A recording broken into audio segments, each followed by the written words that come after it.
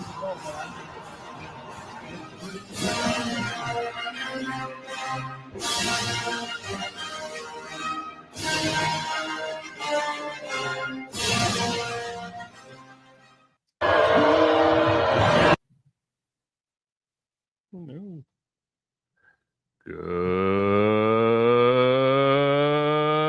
Good evening, everybody. Welcome to the Fire Program. I am your host, Joe Neerman, aka Good Logic. Hope your day's been going well. I'm fine, thank you. Very kind of you to ask.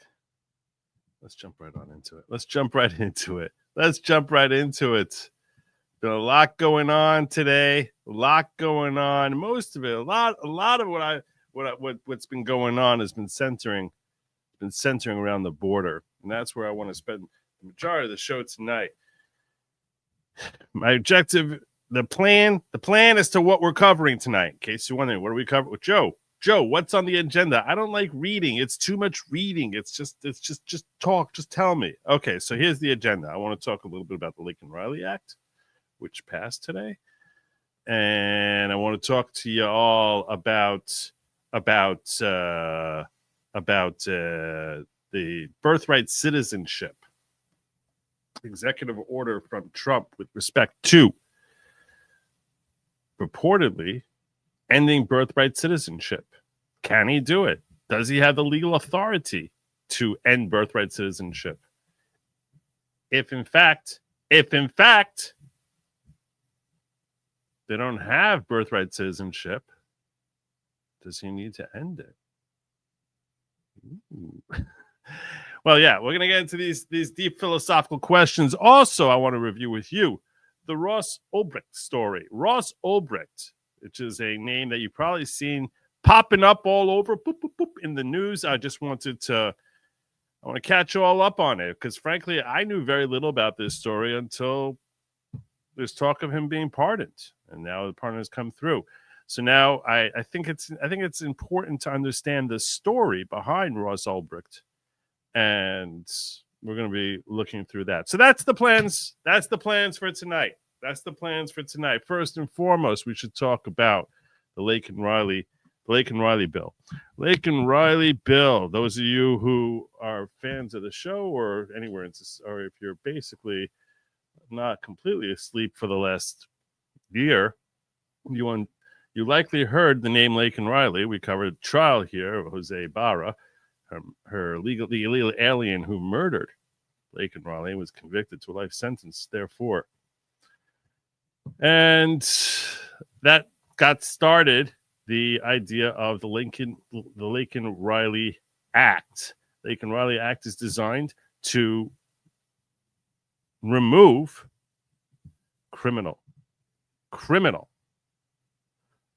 illegal aliens and say that they have no right to be here and that they should be deported if they have a criminal record of any sort of kind. I wanted to pull up the bill here because one of the persons we're going to see arguing about this and arguing against it, because Democrats are just that level insane that no, even if they're violent criminals, because that's who it's attacking. Violent criminals, not people who are just committing, relatively what people consider insignificant crimes, like, I don't know, being an illegal alien. But no, if you've actually engaged in violence, that we're going to get rid of you. And we're going to see that over 100 Democrats say, no, those people have to stay here. They've got to stay. We can't. What are you doing? Why would you let someone like that? Why would you let someone like that go? We have to keep our borders open to everyone who wants to come here. It doesn't matter how many people they've butchered, maimed. Doesn't matter. They got to come in here. Well, with respect to the Laken, I'm trying to pull up a copy of the Laken Riley Act here. And here's a good little breakdown here. Laken Riley Act was brought by the 119th Congress, which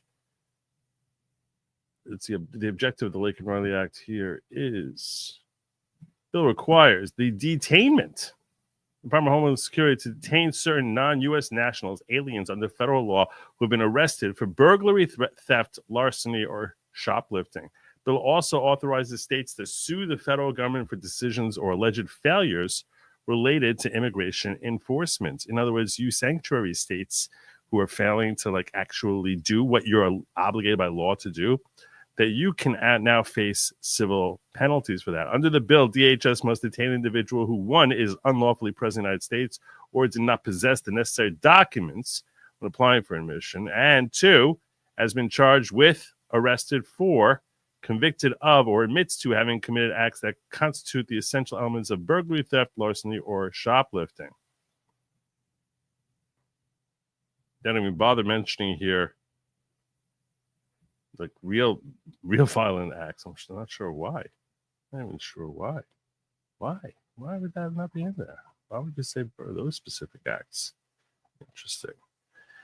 The bill also authorizes state governments to sue for injunctive relief over certain immigration-related decisions or alleged failures by the federal government if decision or failure causes the state or its residents harm, including financial harm more than $100. Specifically, the state government may sue the federal government over a decision to release a non-U.S. national from custody, failure to fulfill requirements relating to inspecting individuals seeking admission into the United States, including requirements related to asylum interviews, failure to fulfill a requirement to stop issuing visas to nationals of a country that unreasonably denies or delays acceptance of nationals, violation of limitations of immigration parole, such as requirement that parole be granted only on a case-by-case basis, or failure to detain an individual who's been ordered to be removed from the United States, which we're seeing that we can anticipate we're going to see a lot of that.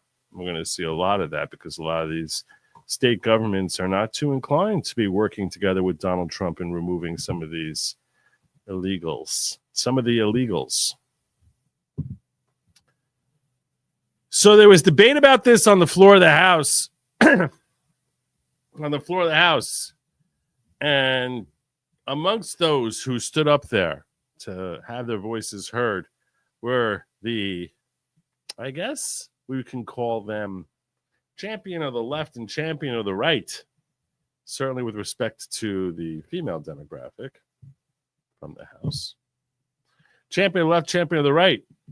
And in the left corner, we have the one and only Alexandria Ocasio-Cortez. That's right. This is her speaking. We're not going through the full debate. It says up here, full debate. Don't worry, we're not doing that. We're jumping right into Alexandria Ocasio-Cortez and her thoughts about the Laken Riley Act. Gentleman from California reserves. Gentleman from Maryland is recognized. Thank you, Mr. Speaker. I yield 3 minutes to the distinguished gentlelady from New York, Ms. Ocasio-Cortez. I thank the ranking member. Mr. Speaker, I want the American people to know with eyes wide open what is inside this bill. Because we stand here just 2 days after President Trump gave unconditional pardons to violent criminals who attacked our nation's capital on January 6th. And these are the people who want you to believe, who want us to believe that they already served their time, though. They served their time. How much time did your folks believe? They served their time. They kill anyone? That's rhetorical. they're trying to quote unquote keep criminals off the streets. When they are opening the floodgates. You say birthright citizenship is not in the Constitution? We'll talk about it. We're going to look at it. We're going to analyze. I started talking about it yesterday, but we're going to do a much deeper dive today. But who will clean our toilets? These are the questions that need answering. I want the American people to know what is in this bill. Oh, okay. Because in the guise and in the wake of tragedy, we are seeing a fundamental erosion of our civil rights. In this bill, if a person is so much as accused of a crime, charged, not accused, charged. If someone wants to point a finger and accuse someone of shoplifting, no, charged. They will be rounded up and put into a No, that's not true. We just read the bill. They have to be charged. Private detention camp and sent out for deportation without a day in court. I think the term rounded up that she's using here is purposefully designed to make it sound particularly ominous. But frankly, they should be rounded up. These are not good people. If you don't round up bad people, then you have chaos, which is what Democrats want.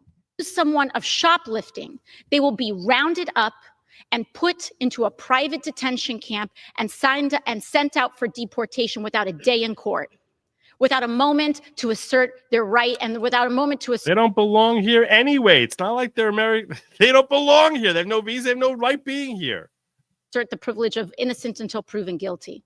Without being found guilty of a crime that Innocent until proven guilty should not be a thing for illegal aliens in general. That should be part of the American privilege. So why would we assume that an illegal alien? I understand that civil rights attached to them, but over here, I don't know. You have to be proven innocent to proven guilty when you're already breaking the law by being here. I don't think that's right. You know, one crime they're guilty of, that's being an illegal alien. Plus, they're charged with a second crime here of burglary, shoplifting, theft of other kinds. I don't know. will be rounded up. That is what is inside this bill, a fundamental suspension of. She makes it sound as if this is like horrific, and nothing about it sounds remotely horrific. All of it seems just. She's sitting here like pounding the table. This is like, you know, the fire is raging, and how dare all these firefighters come in there, and that poor little fire, and they're dousing it with water. They're just dousing it with water. Okay. A core American value. And that is why I rise to oppose it. If you're a dreamer, all someone has to do is point a finger and you will be rounded up. And we have seen moments like these happen before. In the Patriot Act, in the wake of the travesty of 9/11, a fundamental suspension of American civil liberties. That is what we are seeing here today. They shouldn't be having civil liberties. They shouldn't be having it. Why? Why would they?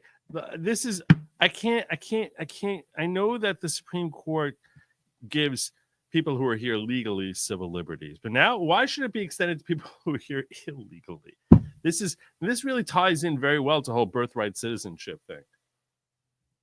That the fact that you're here illegally now gives you the same civil liberties. The reason for civil liberties, those of you who are unfamiliar with our Bill of Rights and the purpose behind it, is because we have a government by the people, of the people, by the people, for the people. And we put people in charge so we don't have chaos, like the chaos we have for the last 4 years. And we realize that when we give them levers of power to, you know, throw people in prison, arrest people, detain them, hold on to them, and we're giving them power over us. That is what our Constitution does. I know you don't understand constitutional law, you know, AOC. I know it's very confusing. But the point is that when we are giving you that power, we are saying we don't trust you enough with that power with respect to us. We are charging you. Part of the reason we're putting you in power is because we want you to protect us. That's why you had this. We want you to be able to protect us from bad people. From bad people. And yes, built in there is also innocent until proven guilty when it comes to us. That's the point. That's the point. This wild-out crazy bitch doesn't understand anything about what the objective of the Constitution is. She barely remembers that such a thing exists, other than when she wants to sort of tout it out there as to like how illegal aliens have constitutional rights. Laken Riley's right to life and liberty, pursuit of happiness. Hell with that. Hell with that. No. To hell with that. Mr. Speaker, you may wonder why so many of our friends across the aisle who care so deeply about the rule of law happen to be so desperate to pass this bill after they are. No, I'm not wondering about that at all. It's kind of right there in the name. We saw what happened to Laken Riley. When we see what happened to Laken Riley, we understand why they're so desperate to pass this bill, because we don't want more Laken Rileys. Apparently you don't care. Defender of women. You defender of women. Unleashing people who attacked police officers here on this Capitol into and serve their time. They did not get the civil liberties they're entitled to, arguably. I understand they went through a court of law and they went through all due process. I get that. They didn't have the right to defend it anywhere but in front of a jury of the peers who were suffering from PTSD as a result of the incident that they were purportedly part of. So yeah, it was basically government condoned mob mentality at each of these trials. I went to voir dire for these trials in DC. These people all TiVoed in case they missed a moment of the J6 Select Committee hearings. Like, DC is insane in general against the right. But there's no issue they are nearly as insane about as the one that happened in their own backyard on January 6th. They are crazy left on any issue. But of all the issues in the world, that there's just no rationality whatsoever, and it's complete. It's they're sitting in the jury box with the pitchforks and the torches, and I rather than pledging allegiance to the flag, they literally sit there and they got like these big torches, and everyone's just like, light your torches. Why isn't your torch lit? I was having trouble with it. Don't worry, here, borrow mine. They come there with the pitchforks and torches, and they're like, okay, well, let's bring out the next defendant from J6. See what he's got to say. And they call that rule of law. Rule of law.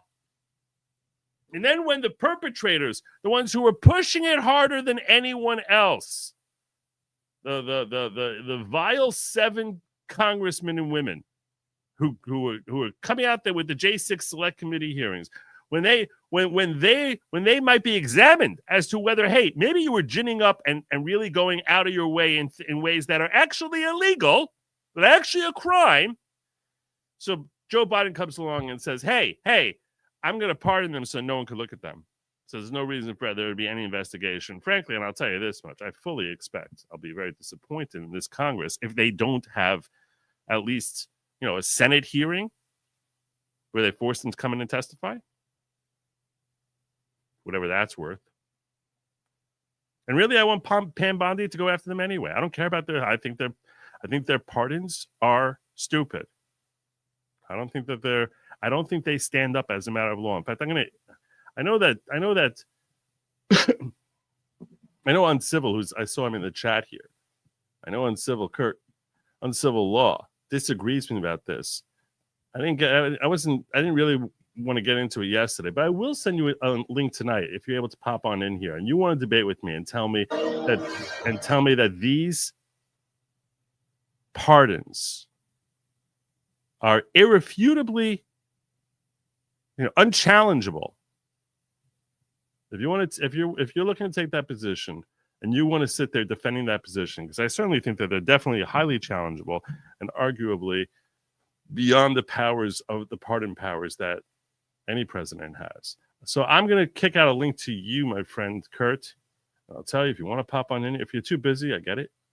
You're too busy, but if you want to pop on in here, that I welcome the opportunity to have a conversation with you. You don't have to stay for the whole show, but if you just want to come in and discuss this particular issue with me,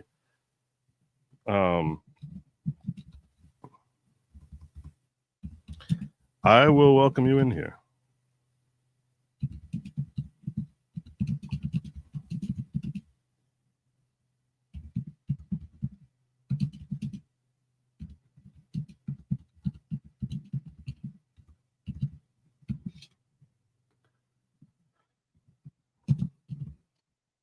All right, just sent him the link.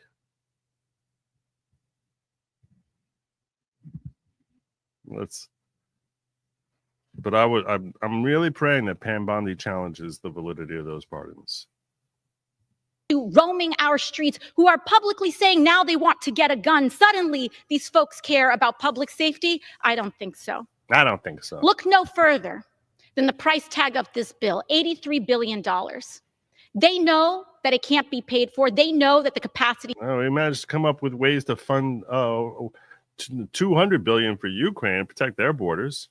So wherever that came from, wherever that slush fund was, if we're not spending it deporting them, we're gonna spend it on their education and health, food stamps, housing. We're going to end up spending them one way or another. How are you going to pay that? Pull it out of those funds. Is not there. And you know what will be there? Private prison companies Well, how are they getting paid if they don't have the money there? This doesn't make any sense what you're saying. are going to get flooded with money. Who give this money, no doubt. I want folks at home to look. What? Look at what Who give- members of Congress are. What's she talking about? They're going to get money and they give money. They're giving money and they're getting money. I don't even understand what you're trying to claim now here. Invested in private prison companies who receive this kind of money, and look at the votes on this bill. It is atrocious that people are lining their pockets with private prison profits. What are you talking about now?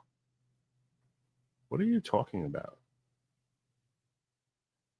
I seriously, can you name names of congressmen and women who are doing it? Or are you too cowardly to do that? We're getting money from private prison and now voting for this bill. Tell me where they are. Call them out. Don't be a coward. You see this happen. Well, we saw, I mean, everyone who's investing in Lockheed Martin and Raytheon was promoting Ukraine. Where was your outrage then? Where was your outrage then? Where was your friggin' outrage then? In the name of a horrific tragedy and the victim of a crime. You don't seem to give the slightest damn about her. It's nice that you finally remembered her. It is shameful. You're It is absolutely shameful. And Mr. Speaker, I'll conclude with this. In a few months, there are members of Congress who voted for this bill who are going to pretend they didn't know about all the bad things that are going to happen because of it. No one cares about it. It's not bad things. These are good things. So when a private prison camp opens in your town, when a dreamer, Time has expired. Private prison camp? Yeah, when the sun is melting the moon in 5 years, like you told us it would be 7 years ago, when you first came up to Congress, your predictions don't seem to really carry much water. I yield the gentlelady an additional 30 seconds. so when a private prison camp opens in your town and they say, we didn't know this was going to happen, know that they did, and they voted for it. When a dreamer is disappeared from your classroom, when A the dreamer who's a criminal? A dreamer. It's just a dreamer. He's just a dreamer. He's dreaming about knocking off a liquor store. Those dreamers? Which dreamers? What are you talking about? These are criminals. We're talking about dreamers. Oh, poor innocent dreamer. Oh no, he's just a dreamer. He was dreaming of having your Xbox. What are these dreamers? What the hell are their dreams? Their dreams are like how they can get their hands on your wife's diamond ring. Dreamers. Hey, with the nonsense. Utter nonsense. They're dreamers. They're dreaming of setting fire to people on the train. They're dreamers. They're like, oh, wow, wouldn't that be great if I could set more people on fire on the train? They have such hopes and dreams. Hopes and dreams. Dashed.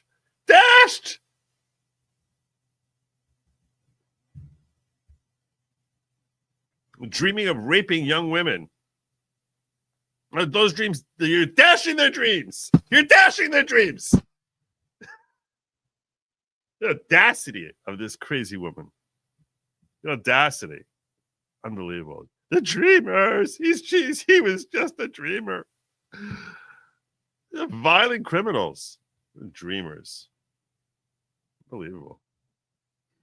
The psychotic dreams of these folks. President of the United States destroys what is left of the Constitution as he's announced in this attack on birthright citizenship. No, you don't know the first damn thing about birthright citizenship. You don't know the first damn thing about it.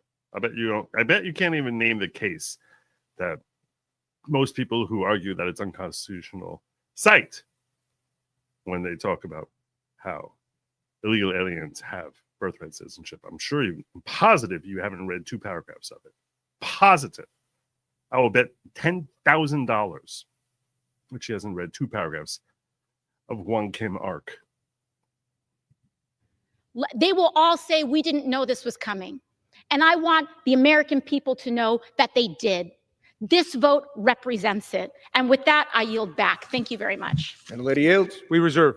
Gentleman from Maryland reserves. Gentleman from California is Mr. recognized. Speaker, I yield 2 minutes to the gentlelady from Georgia, Ms. Green. There we go. There we go. Back to back and a belly to belly. Back to back and a belly to belly. There was going to be a first contact from ETs, but now they're not going to come now. Thanks a lot, Trump. Now, Riley, I'm talking about it. We need more aliens. We need more aliens. You're going to get an Obama phone to phone home. Do it, Kurt. I tend to agree with Joe, but love a good uncivil argument in both your intelligence. You and Joe would be good to hear it from. There you go. We can also argue about birthright citizenship. Happy and healthy New Year to you and your family, Joe. Here's to making America great again. Amen. Thank you. God bless you, Cash. You're awesome. Good to see you. Can Donald J. Trump sue AOC for calling him a rapist Sunday night?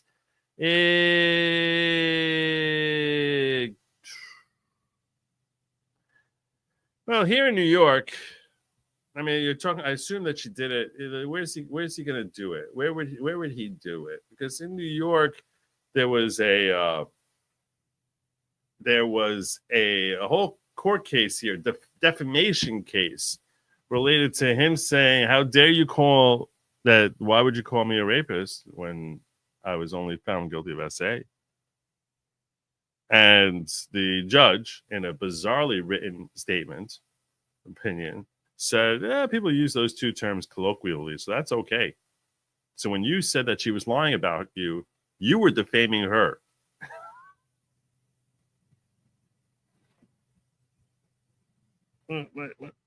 My chin is very itchy. I got to scratch my chin. This pretzel logic. He was literally found not guilty of the R word and guilty of the SA, which he shouldn't have been found guilty of that. In fact, the whole case was ridiculous. But literally found not guilty of that, and you have a judge that says when he says that it's not true, that's defamation. So that's in New York.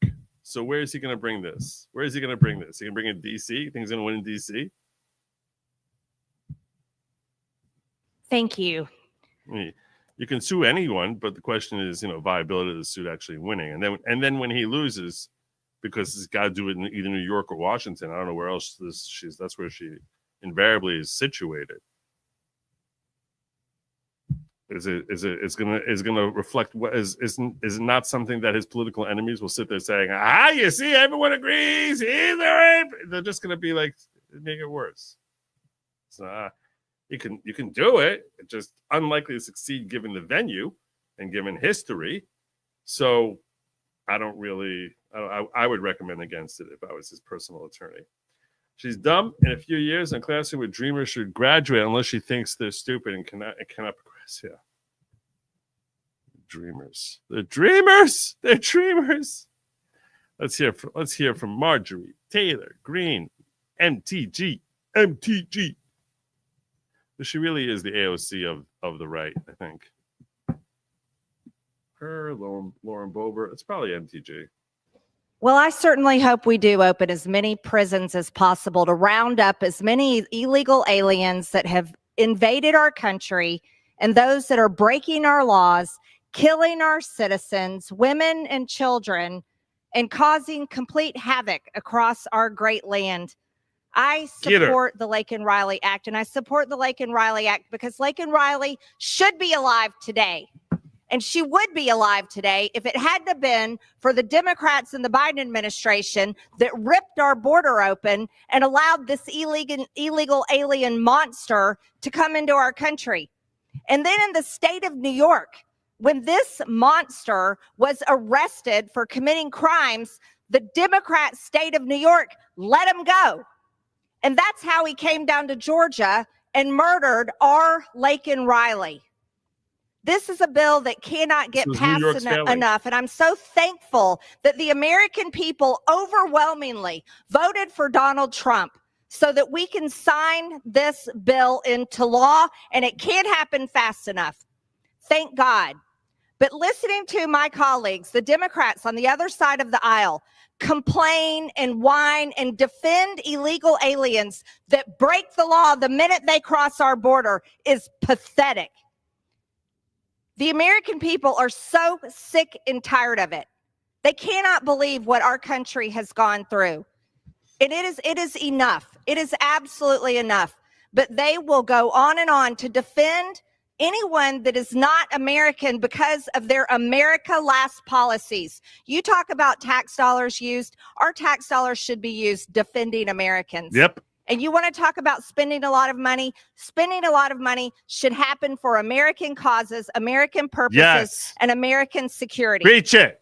Laken Riley is a young woman who should be living her American dream, and she had the right to do it. Yeah, she But was an actual people that dreamer. come across our border illegally are not Americans, and they do not have rights here. Amen. And that is exactly why anytime they break a law, anytime they cross into our country, they should be rounded up and shipped out as fast as possible. And if we Gentleladies. need to build more prisons, then we'll do it. Gentlelady's Because the time has American expired. people will support it. Thank you, Chair. I yield back. Gentlelady yields. Reserve. Gentleman There you go. Well done. Dems in 1863 without slaves who will pick our crops. In 2025 without illegals who will pick our crops. Nice. Well done, Robin. Yeah, it's true. Facts and facts. We're all facts. All facts. Salty Sarge says, Joe, I sent DMTU a Laura Logan X post from the Congressional Record about birthright citizenship from 1866. Laura Logan, birthright citizenship from 1866. And let me see what you said.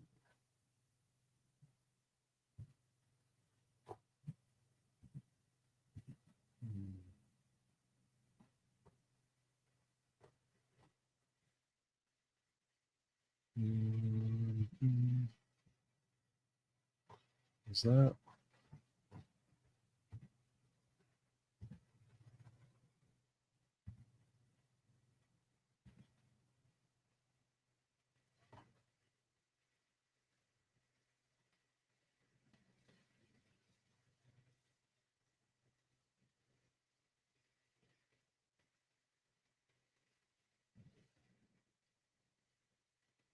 Thank you. I'll pull that up shortly. Very, very shortly.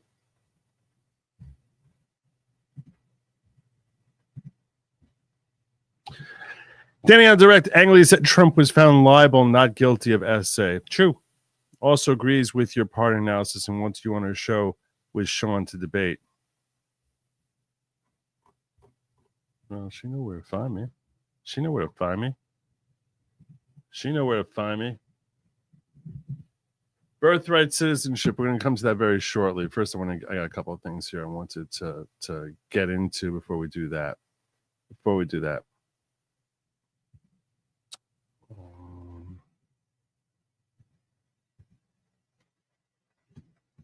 Trump was on Hannity today. I was thinking about live streaming it. It happened at 9:00, and I was thinking, live stream this thing. But Sean Hannity, who I'm not a huge fan of, I think he's really a neocon.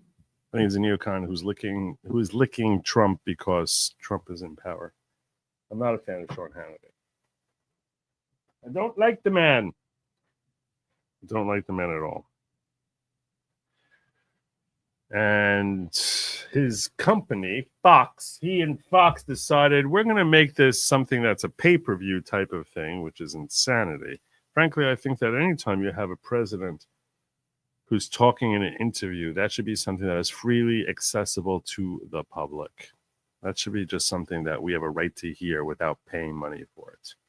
That being said, seeing as how it's on a pay-per-view type of thing, I'm pretty sure if I were to restream it, that YouTube would bring everything crashing down here. If not while I'm streaming it, then certainly right after I finish. So accordingly, I was like, I don't think that would actually fly. I don't know. But he did have an interview with Trump. And this was one of the clips he released. We have terrorists in our country by the thousands. We have murderers in our country by the tens of thousands. We have numbers that came out, 11,000 people that murdered are now free and walking around in our country. And of them, I think 48%, they say, killed more than one person, and they're walking around. They came out of jails from other countries. More than one. And, people, they've emptied their jails. I would, if I were the president or prime minister or something of another country, I'd empty my jails right into America, into the United States. Maybe. Why not? And many of them did it. If you look at Bring it. Venezuela, their crime rate is down now 78% because they took their street gangs and they moved them into the United States. And you're seeing that in Colorado and Los Angeles and other places. And we're going to take care of it. We have terrorists. So there you go. He's looking to get rid of terrorists. And declaring a state of emergency, which I think could help him with respect to the whole birthright citizenship thing. Before we do that, let's get another clip from MTG before we move on from her.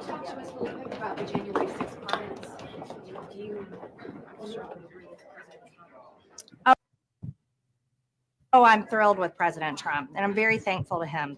You know, over 95% of Antifa BLM rioters were never prosecuted. They never served time in prison. And many of these communities that were burned to the ground, BLM never donated that money to help build those communities back. President Trump did the right thing in pardoning them, while Joe Biden pardoned his crime family, pardoned Fauci, pardoned Milley, pardoned January 6th committee members, pardoned rapists, murderers. That's what you should be focused on. Because I'll tell you what, you guys, the American people are sick and tired of everyone's hyper focus up here in Washington, freaking out about a day where there was a 3-hour riot and a lot of people walked through open doors in the Capitol. They don't give a damn about January 6th. They're happy these people have their lives back.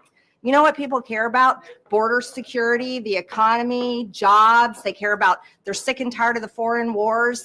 That's what people care about outside of this city. So the hyper focus by the media on January 6th needs to end, because I'm hearing from people at home. I hear from people all over. They think you're pathetic because that's all you talk about. They think you're disconnected with the American people. They are. And they think you don't understand it. So everybody needs to put their big boy pants and big girl pants on and move on and actually care about what the American people care about. And it's not January 6th. Okay.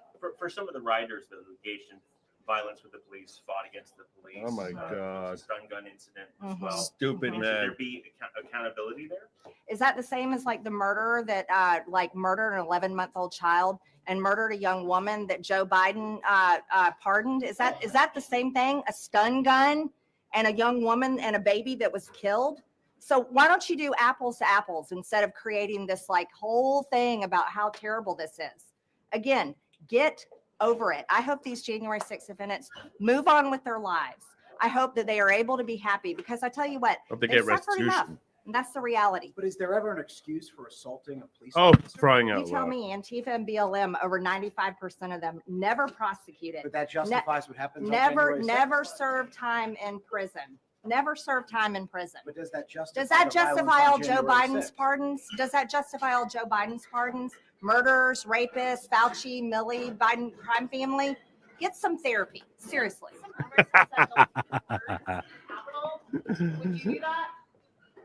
Get some therapy. Get some therapy. There you go. Get some friggin' therapy, lunatics. It's unbelievable. Oh, he hit a police officer. Oh, you can't believe he pardoned someone, hit a police officer. Joe Biden pardoning rapists and murderers. You're not freaking out about that at all. Well done. Well done indeed. All right. What is this over here? I had something I wanted to share with you all. What was that? Nope, it's not it.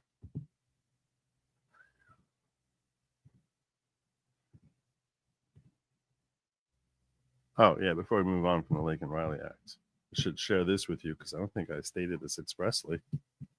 I do not think I stated expressly, and you should be informed that they actually ended up having a vote in Congress passed the Laken Riley Act in the early win for Trump on immigration. Yes, after that debate that we witnessed a little section thereof, They decided to pass the act. Thank God. Thank God. Passed the House. U.S. Congress passed the bill requiring undocumented immigrants who are arrested for theft or violent crimes to be held in a jail pending trial. The bill, named after Laken Riley, a Georgia nursing student murdered last year by a Venezuelan man, passed the House of Representatives a day after it was approved by the Senate. So it's passed the Senate, it's passed the House. All that's left is I'm surprised not signed already. The measure cruised through the House by a vote of 263 to 156. 46 Democrats crossing party lines, defying their party leadership, and crossed over to support the Republican-led measure. In the Senate, 12 Democrats gave their support to the bill. We only needed 7 of them. We got 12. And now heads to the White House for President Donald Trump to sign into law, an early legislative win for his fledgling administration on a bill named after a woman whom he often invoked during his campaign.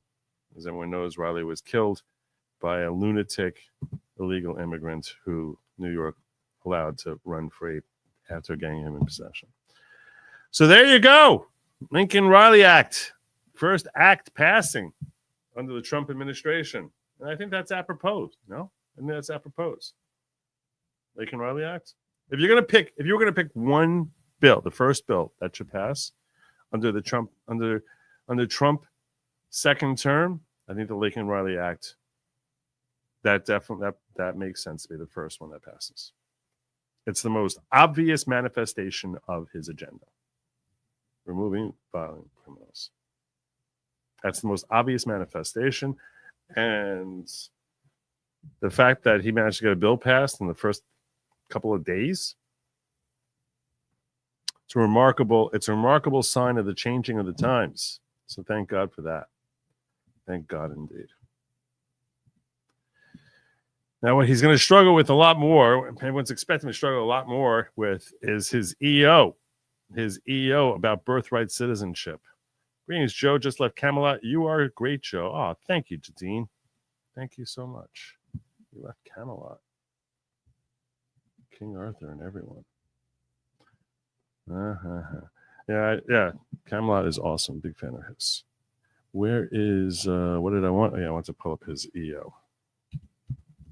Trump EO. Birthright.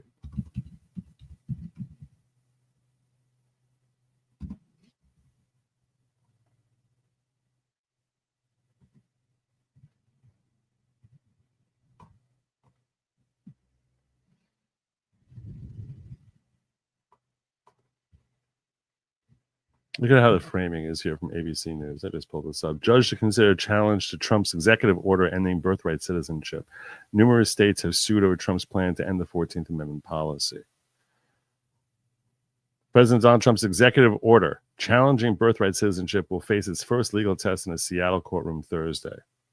Federal judge will hear a request made by 4 Democratic-led states to issue a temporary restraining order against the executive order. You're going to give a copy of the order? We ready? No. I need to get me a new phone. Are you going to give us a copy of the order? I want to get the exact language of the order. One of his EOs was there's only 2 genders, male and female.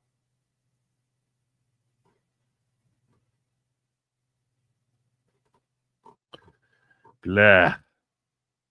Yeah, okay. Thanks for the link. Very, very helpful. Democratic attorneys general from 22 states and 2 cities have sued Trump over the executive order, and the president faces at least 5 separate lawsuits over the policy. In addition to the hearing in Seattle, a federal judge in Maryland is holding a hearing by telephone on Thursday in a challenge brought by 2 nonprofit groups and 5 pregnant undocumented women. Okay. All right. Let's get into the whole birthright citizenship. What is it? Can you actually shut this thing down? Is it something that he has the authority to do? What does the 14th Amendment say? Yesterday, we started talking about it. Yesterday, we started talking a little bit about birthright citizenship and what the actual status of someone born in the United States is. And the first blush, I'm not going to kid you. It sounds like he has a tough road to hoe. If you look at the 14th Amendment,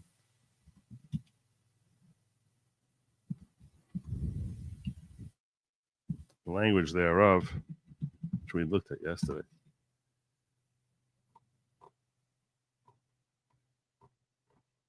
Where is it?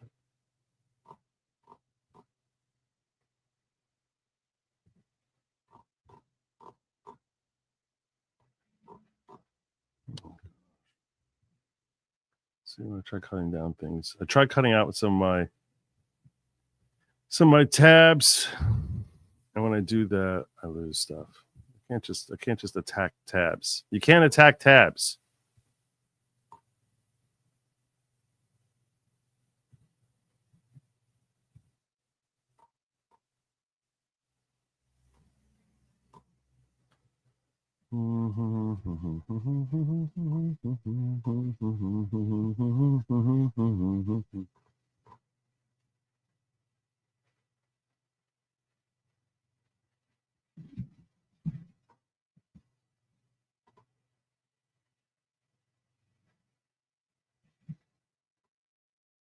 Ooh, I found the other thing I was looking for.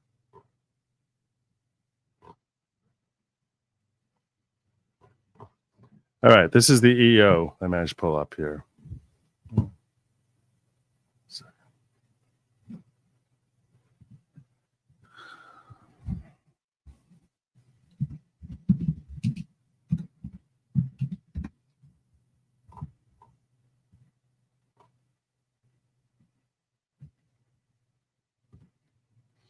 All persons born or naturalized in the United States and subject to the jurisdiction thereof are citizens of the United States and the state wherein they reside. This is Section 1 of the 14th Amendment from the Reconstruction era shortly after the Civil War.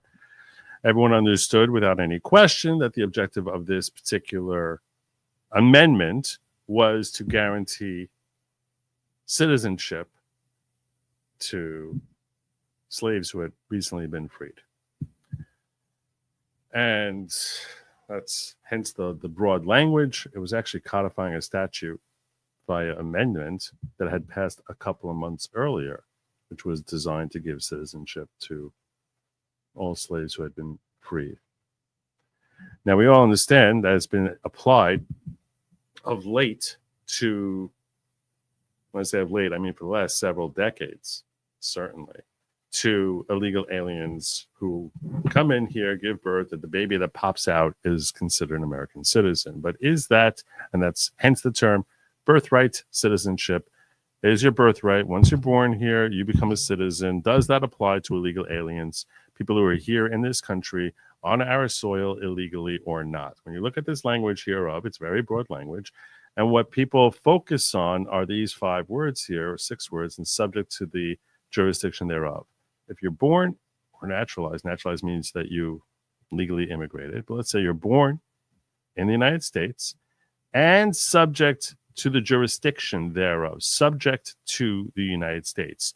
What does that mean? Well, it definitely, everyone agrees that this is designed to exclude the child of a foreign dignitary. The reason it excludes the child of a foreign dignitary, and this comes up in a case that came up in 1898, there was a Chinese national by the name of Wang Kim Ark. Wang Kim Ark. Not Wang K. Mark. It's Wang Kim Ark. See, Wang Kim Ark was the child of 2 people who were domiciled, meaning living here in the United States with, permission to be here, permanently domiciled in the United States. But they were not citizens. They were just permanently living here. At the time, China was ruled by the Emperor of China. And they were still technically considered subjects of the Emperor of China. Wang Kim Ark, born here in this country after 1866. I think he was born in roughly 1871 or thereabouts. He visited China, came back, and visited again. When he came back the second time, they didn't want to let him in the country. They said, we don't have to let you in here. You're not an American. Now, understand this. Back then, there was actually a lot of racism back then that was still percolating against a lot of different races, including Chinese. And just to give proper historical context, and this became a case that went all the way up to the Supreme Court. And the Supreme Court writes up on this case extensively. It's a really, really, really long decision. One of the reasons I'm confident that AOC never read it is I'm positive she would never comprehend it. It requires having a law degree to really understand it. And sitting there reading it, it gets kind of repetitive as they go through different cases, trying to analyze and break down what this sentence over here means and what it means when they say subject to the jurisdiction thereof.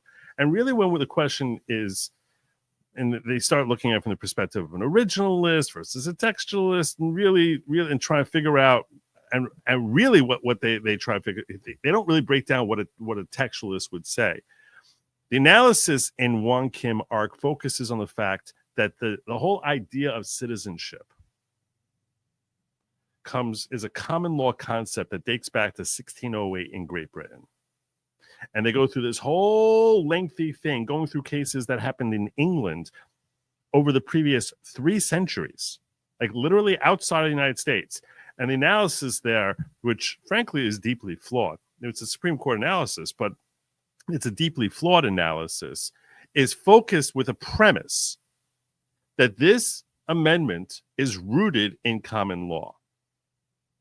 Now, there are those who oppose the logic here and try to explain how Wong Kim Ark is a very poorly decided decision, because to say that this is rooted in common law when it's a codification of statutes that had passed a couple months earlier seems like it's a difficult read. So understand this, just time-wise.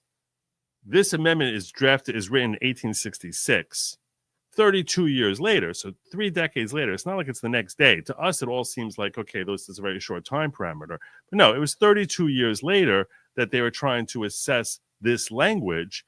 And the Supreme Court Justice Gray, who wrote the decision, says this is rooted in common law. And if we look back at common law and try to understand what subject to the jurisdiction thereof means, and it could have different connotations, but doesn't mean that you're pledging your fealty. And he tries analogizing, saying that you're subject to the jurisdiction. He glosses over and tries making it as if this is the same thing as pledging your allegiance or allegiance, depending on context when he's using it, pledging fealty to the power, the sovereign power that exists over you. So if you're born here, and here's where it gets a little bit confusing with respect to this very lengthy decision, where he starts basically trying to draw out, does this mean that you are now subject to the jurisdiction that they have control over you? Does it mean that you're pledging fealty, that you're going to, that you're promising to obey the laws? So what does this mean as philosophically, fundamentally? What is the distinction between those two?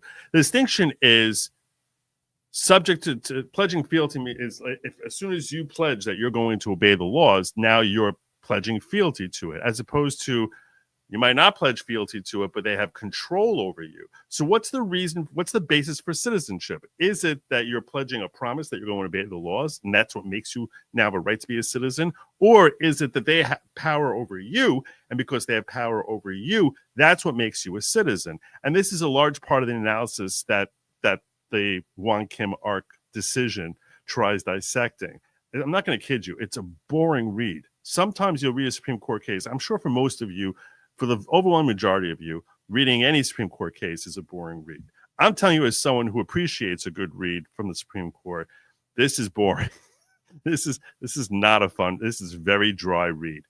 But I will tell you that the flaw in the way that he analogizes this case, the flaw in his understanding is in trying to claim that this is rooted in common law. We should be looking back to Great Britain on this whole thing, when in reality, the real question is, when you're looking at these 6 words, subject to the jurisdiction thereof, does that mean that they have the power to throw you in jail? Or does that mean no one else has jurisdiction over you? When someone has jurisdiction over you, does that mean that no one else has jurisdiction? We're the only power that has jurisdiction over you? Or does it mean that we have some level of power over you? And if you read it, and the party that one side says, the party that argues against the notion that illegal aliens who are born here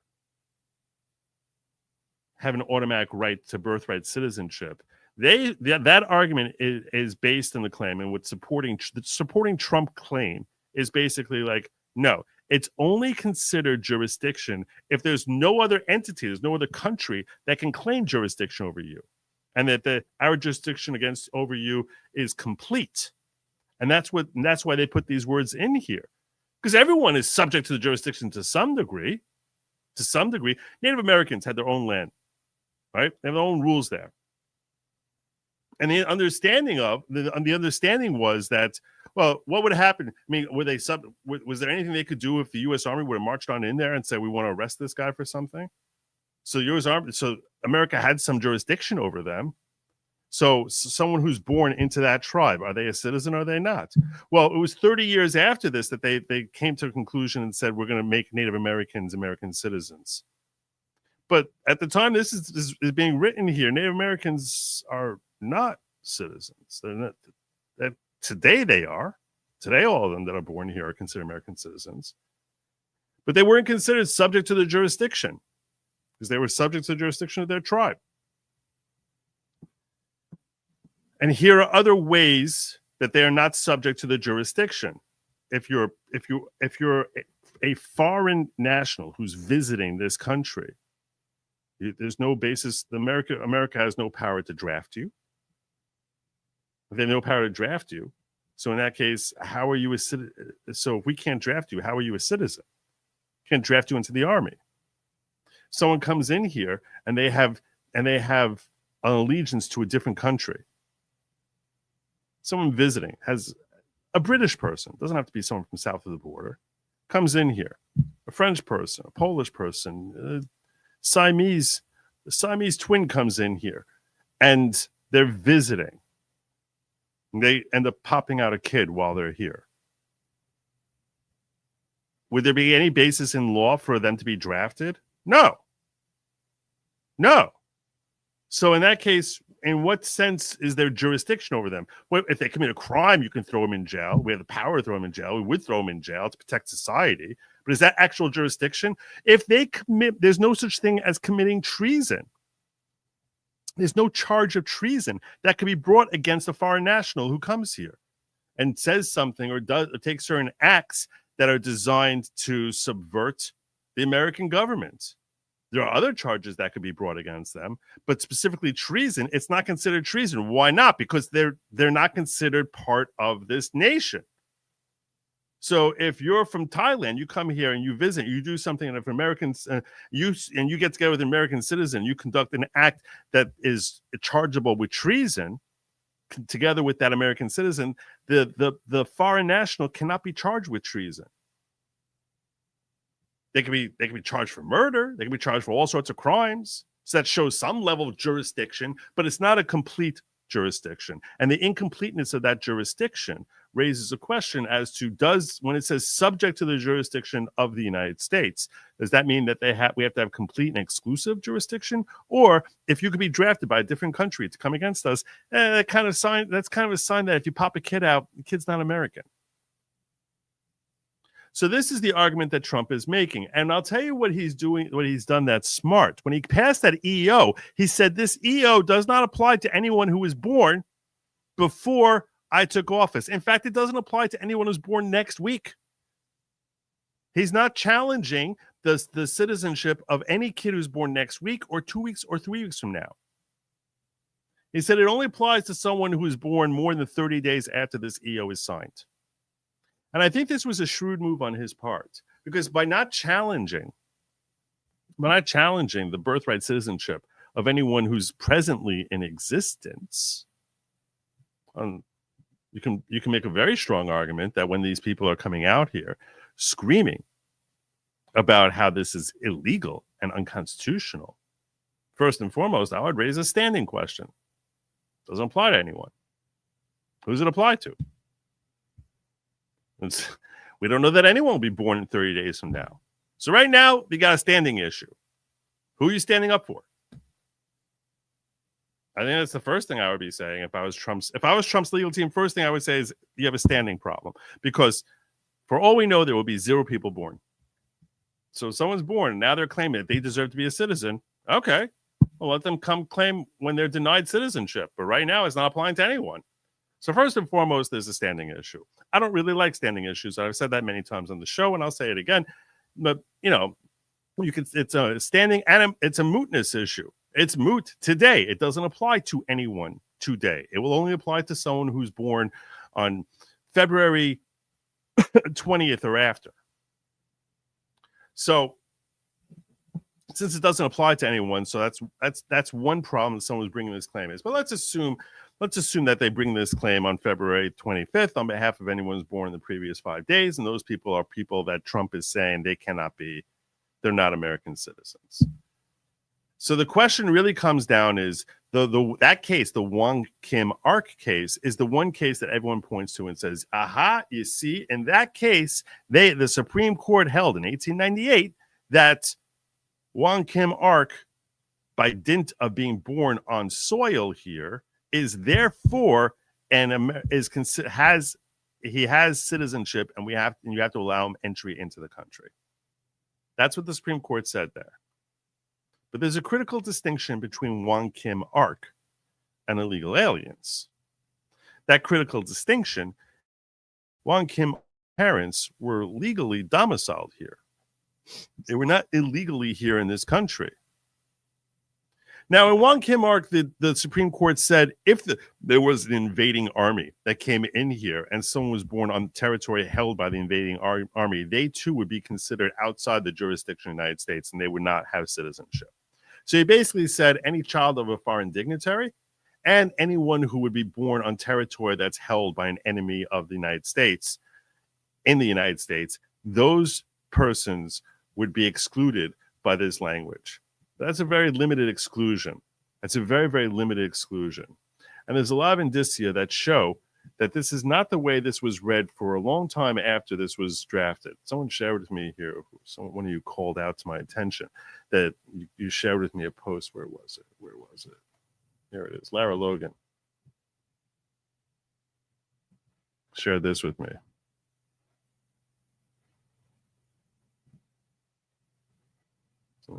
They retweeted here. I'm trying to understand how this was looked at during the first decades after this came out.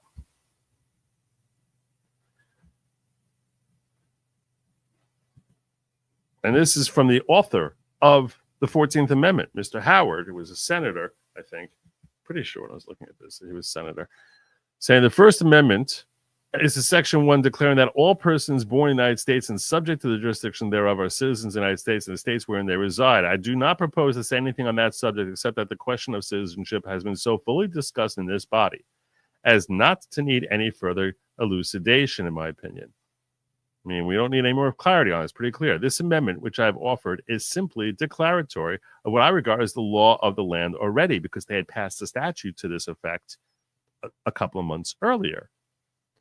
That every person born within the limits of the United States and subject to international law, to this institution, is by virtue of natural law and national law a citizen of the United States. This will not, of course, include persons born in the United States who are foreigners, aliens, who belong to the families of ambassadors or foreign ministers accredited to the government of the United States, but will include every other class of person. So it's specifically excluding Howard, who drafted the initial draft of the 14th Amendment, said, obviously, this is not applying to foreigners who are visiting our country, aliens who come in here. Furthermore, what I would respectfully submit is that Trump has cemented his potential.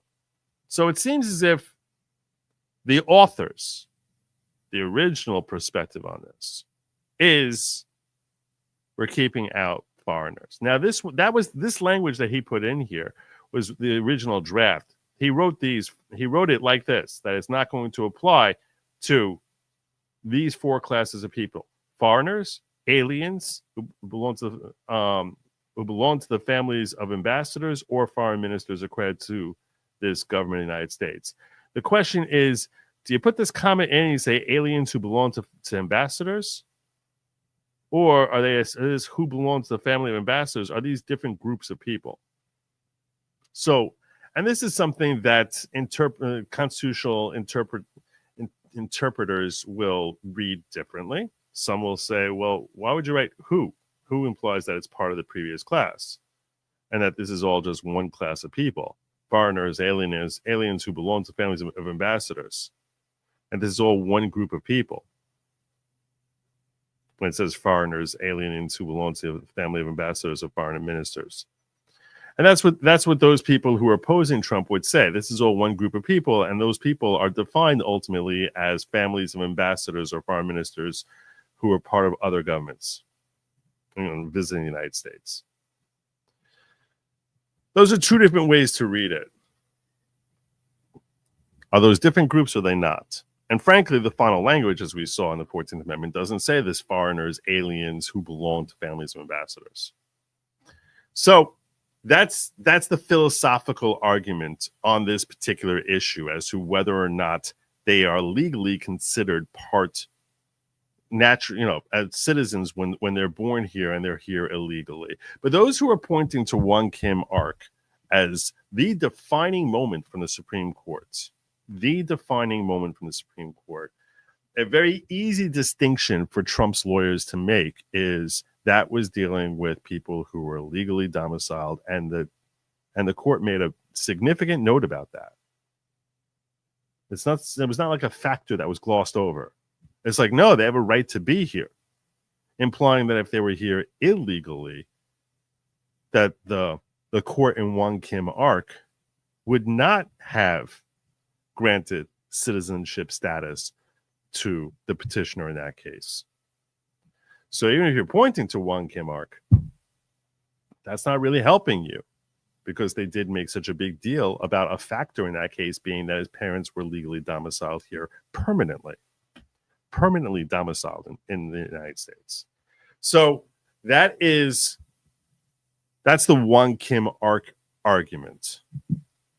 On the other hand, if you want to argue against Trump, it has been fairly accepted by most people, most law students. Before this issue came up 6 months ago, if you would have asked anyone, the concept of an anchor baby has seemingly been fairly well entrenched in the mind of the American public.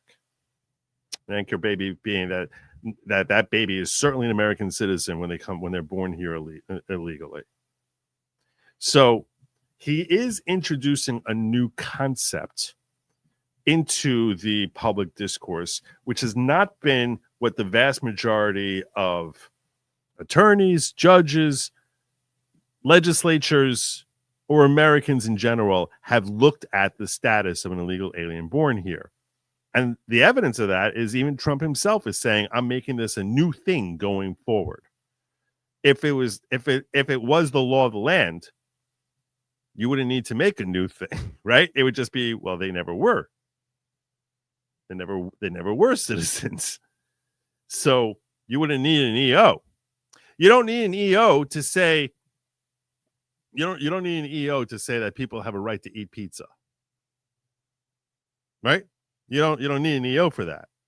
The reason for the EO is to say I'm changing something that's not there. So the fact that he has to make this EO is reflective of the fact that the American conscience looks at these anchor babies or these children of illegal aliens as if they are citizens. And that certainly has been the accepted status of these children going back several decades. So in that sense, he's introducing a novel concept and trying to redefine this in opposition to the way the public has defined this issue. The public has defined this issue completely the opposite of the way Trump is trying to define it now. So, and to the extent that his interpretation of the 14th Amendment is deemed to be in conflict with Wong Kim Ark, in that case, one can make a fair argument that Wong Kim Ark is established precedent. And you can't just overturn precedent. Even if you show this newspaper clipping from 1866, you show this here, the reality is, if the Supreme Court made a ruling on this 120 years ago, and no one's ever challenged the legality of that ruling, that is the law of the land, which means that you can't be stare decisis. This is a settled matter by the Supreme Court. And there's a lot of hurdles you have to go through to overcome stare decisis, which means that you can't say Wong Kim Ark is bad law. You would need to be distinguishing from Wong Kim Ark. And the way you distinguish it is by making the point that Wong Kim Ark was applying specifically to the child of people who are here legally, not to illegal aliens. And that this whole practice that America has had of treating the children of illegal aliens as if they have citizenship status has been in error.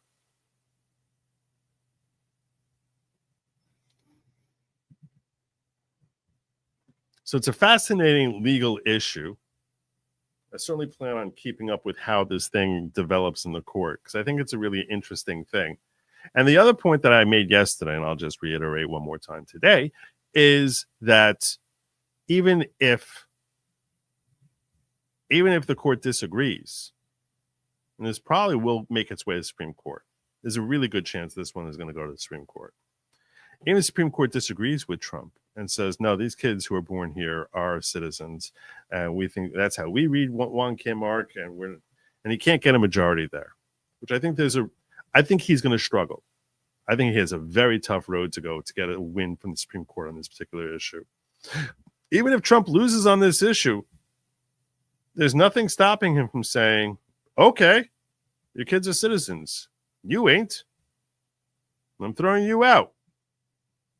If you want your kids to stay here, they need to have a parent or guardian who has a right to be here. I wouldn't even say make them a ward of the state. I wouldn't even say make them a ward of the state. You need to have a parent or guardian who's able to watch them here. I'm removing you. Yesterday, I was talking about make them a ward of the state. I'm like, why? Why should we have to pay for them? Why should we have to pay for these kids who are born here? No. This is an American citizen. Well, they're an American citizen who don't have any parents who live here in the country. So when they turn 18, let them come here. When they reach an age of majority, let them come.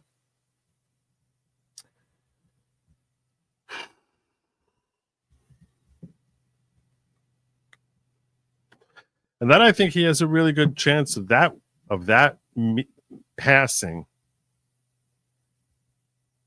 And if that doesn't pass, then certainly making a ward of the state would pass.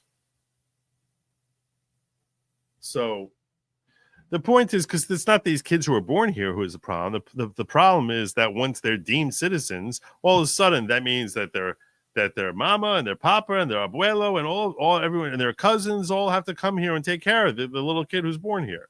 Hence the term anchor baby, that they're an anchor for the rest of the family to stay here illegally. And that's ridiculous. There's no reason to have to put up with that. It's nonsense. So that is the philosophical debate that's happening with respect to birthright citizenship. I think that's a pretty good overview you have now as to how that argument breaks down and where Wong Kim Ark comes in, what it says, what it doesn't say. Now I feel as if you're much more informed on this topic, and I can go to sleep with a happy heart. I've done my bit on that. Some of you have thoughts. Fashionably late fee. That's very kind of you, Fletcher. Thank you so much. Jadine.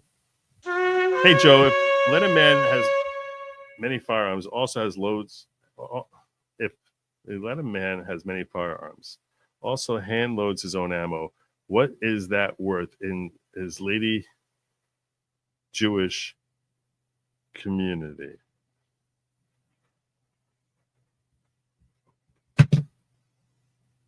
What?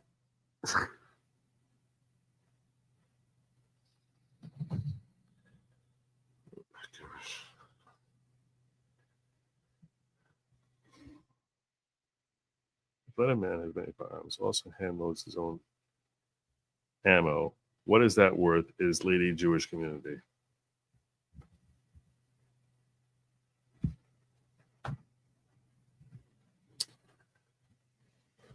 I'll need to think on that one. Jadine, I don't know what you're talking about. I don't know what you're talking about. Jadine.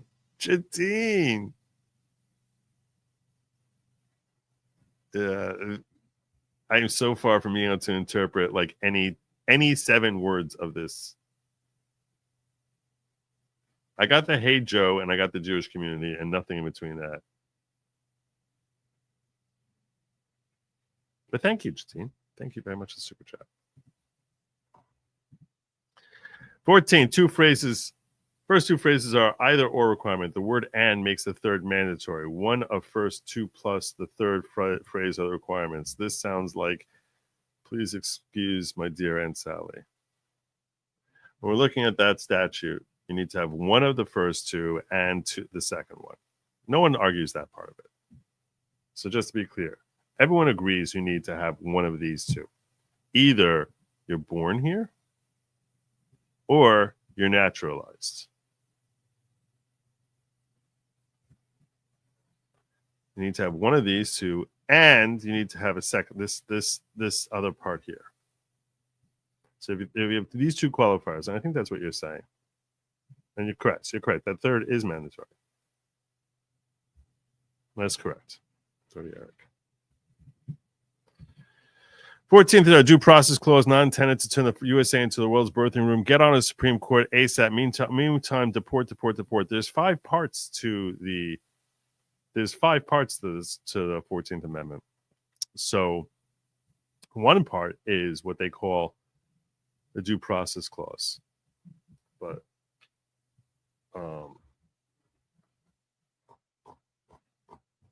if you look at the 14th Amendment, there's actually.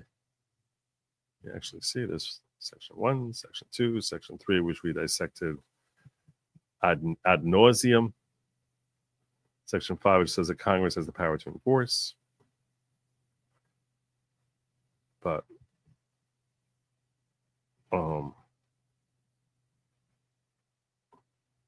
yeah.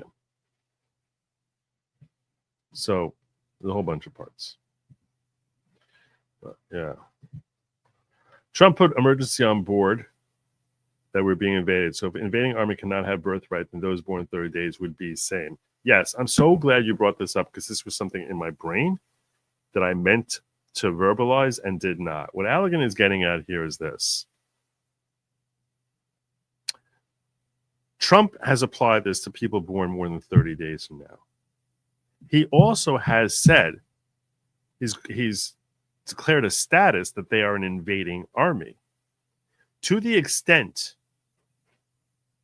that his putting them as classification of being an invading army, then Trump can make the claim and say, whatever little piece of land they have, this apartment, this house that they have, is now part of what this invading army has acquired their territory.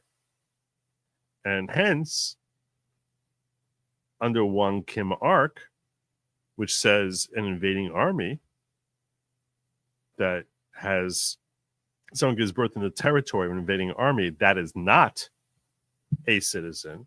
And I think this is part of the reason he did exactly what Allegan very astutely picked up on here. I meant to say, and I didn't. I'm really glad you brought this up.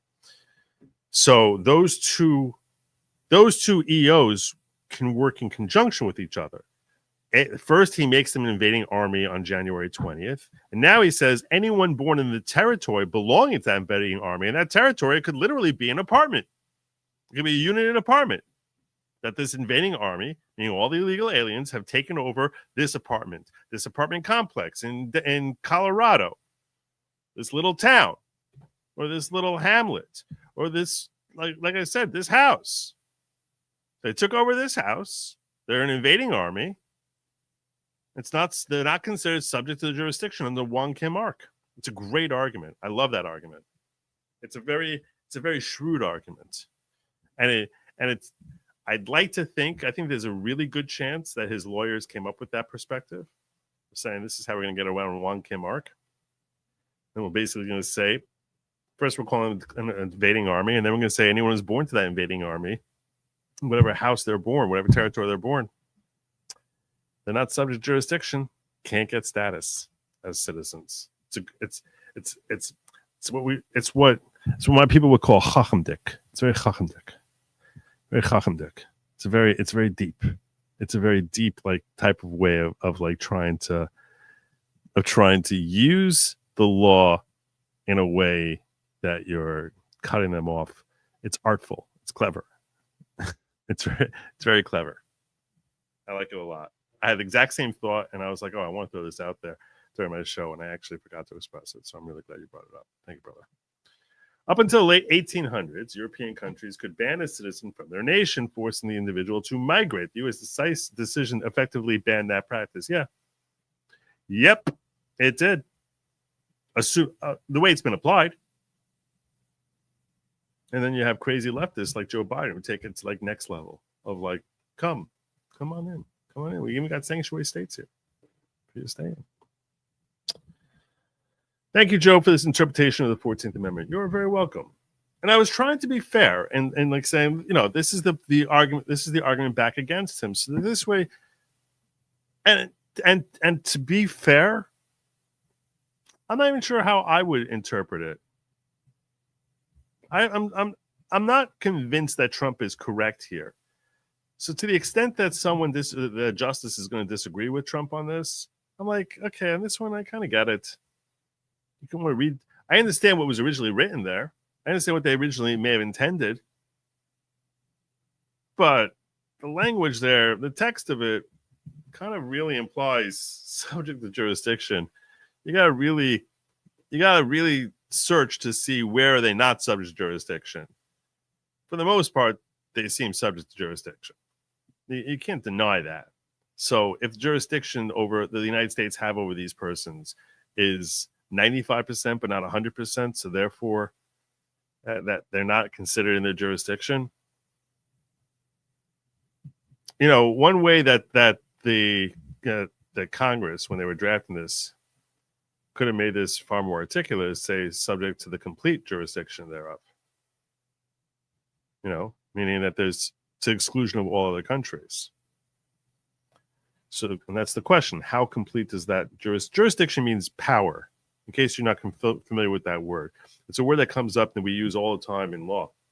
Jurisdiction means power and authority over them. So they're subject to the power of the United States. So does it mean you're completely subject to them, or you're also subject to the power of a different country? That's why this phrase here, if it's subject to the complete jurisdiction, meaning the sole power over them is the United States, versus it being another power having a claim on them, another country having a claim on them.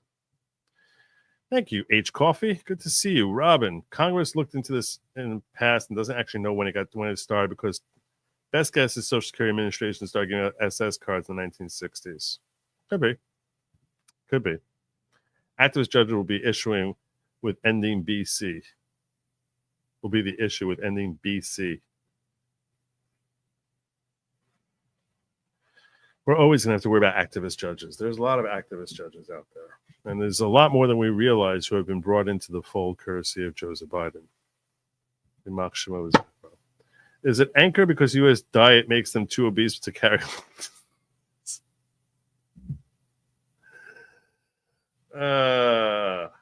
Is it anchor because U.S. diet makes them too obese to carry long distances? Yes, that's what it is. It's a racist thing when they call them anchor babies. It's very, very racist. It's basically talking about the weight of a certain intersectionality, certain race of individuals. And when I say certain race of individuals, obviously, I'm referring to Lithuanians. Who's to say we aren't being invaded by a nation using advanced covert warfare via subversion and propaganda with no military escalation? Well, Trump agrees with you, and he's your president. So there you go. He says we're being invaded. The Jadine may have some amount of firearms, also hand loads his own ammunition. What is that word to the Jewish lady community? Okay. This something is working in conjunction with this.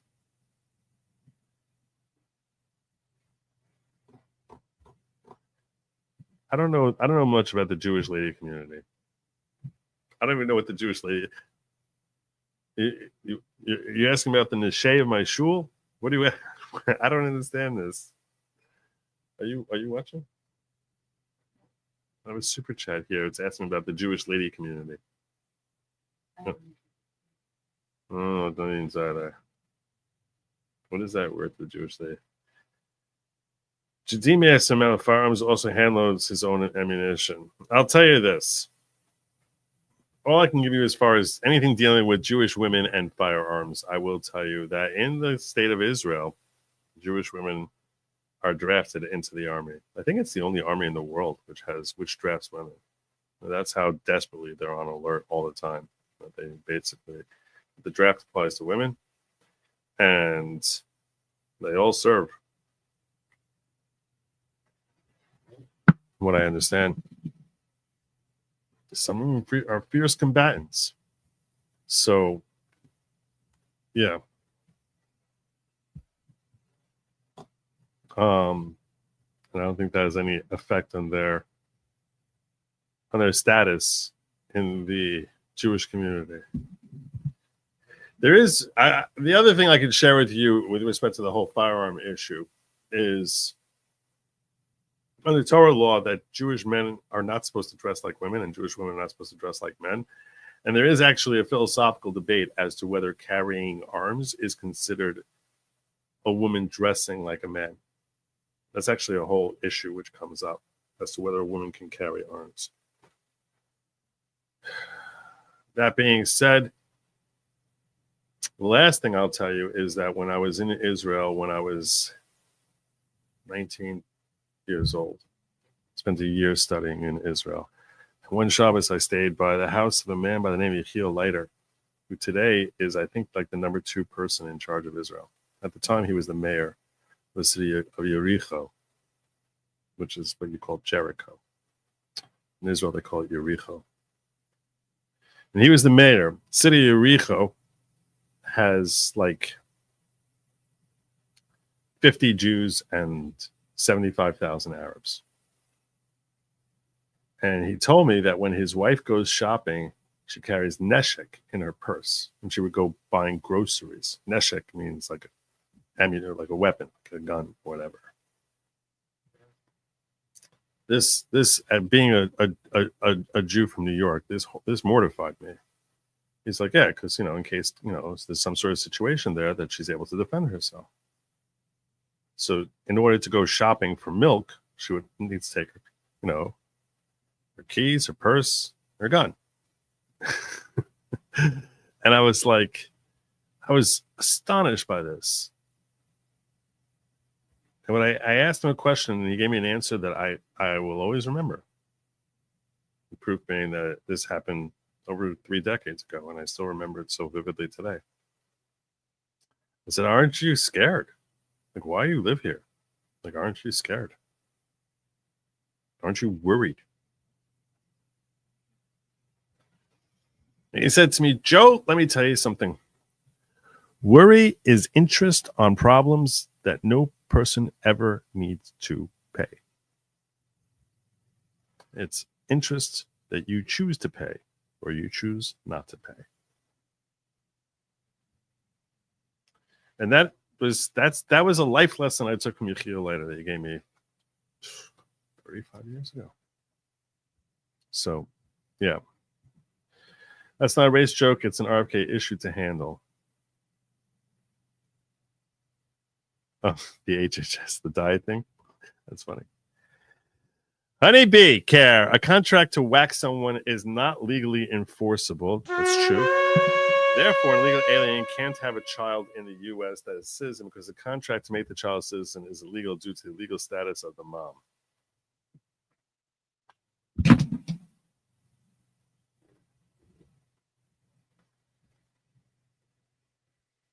Oh, wow, this is deep. Let me think through what you're trying to say here.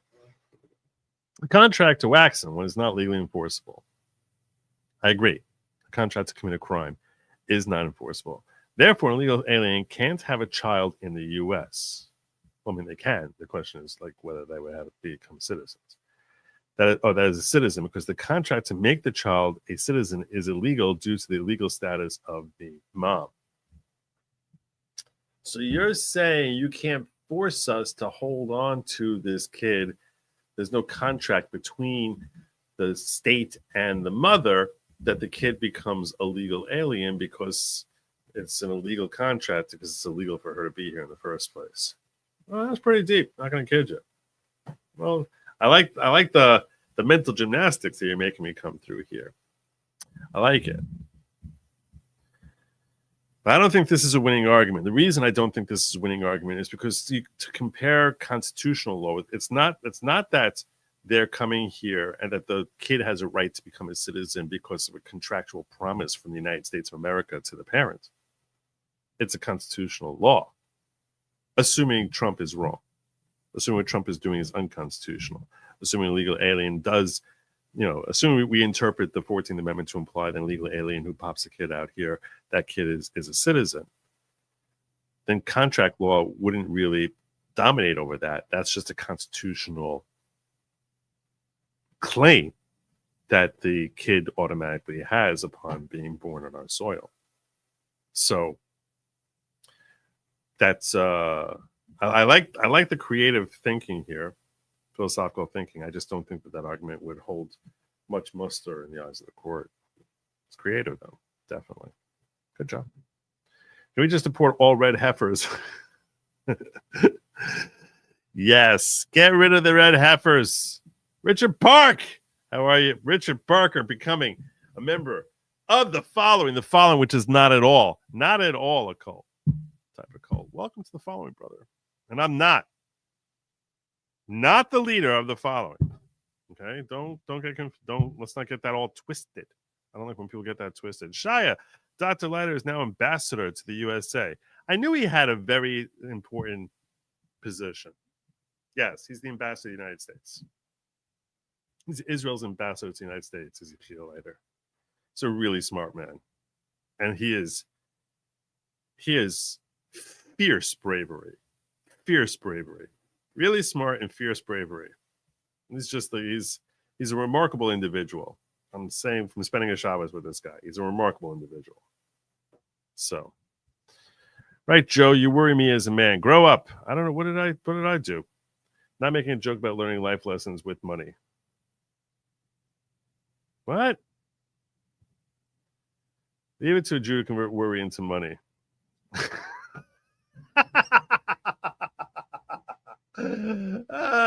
That's funny. That's pretty good. That's what Drop Barracuda meant with not making a joke about learning life lessons with money. That's pretty funny. Janelle Rella brought it home a little more powerfully. That's really good. Yeah. Well, there you go. Never pay interest. Never pay interest that you don't have to pay. It worked. I remembered it. Every time I ever felt worried about something, that would come flooding back into my brain. That there's no benefit to it, and it's just the Jadine would like to have a Jewish lady, but wonders if this is an issue. Autocorrect changes. It's not. Autocorrect changes my words, especially in Super Chat. Okay. So what you're basically asking me is, if you wanted to marry a Jewess, would you, being an advocate of Second Amendment, a practicing advocate of the Second Amendment, would that intercede with your ability to find a Jewess who would be interested in settling with you? I will tell you that from a Torah perspective, the answer is absolutely not whatsoever, zero impact at all. As a pragmatic basis, I will tell you that most Jewesses are either, if they're religious, and they tend to live in the Northeast, where there tends to be a natural hesitancy about guns, And if they're irreligious, they tend to be liberals, and liberals tend to have hesitancy about guns. So, to properly answer your question, Jadine, if it's your interest in a potential Jewess and you're asking what impact does that have, I will tell you that from a Torah perspective, it has no impact. From a practical and pragmatic perspective, it probably is not something that they would consider, that most of them would be very excited about. So there are obviously exceptions to the rule, but it certainly would limit your choices, that's for sure. Baby should have the same citizenship as birth mom. If she's not American, baby is not American. I'm with you.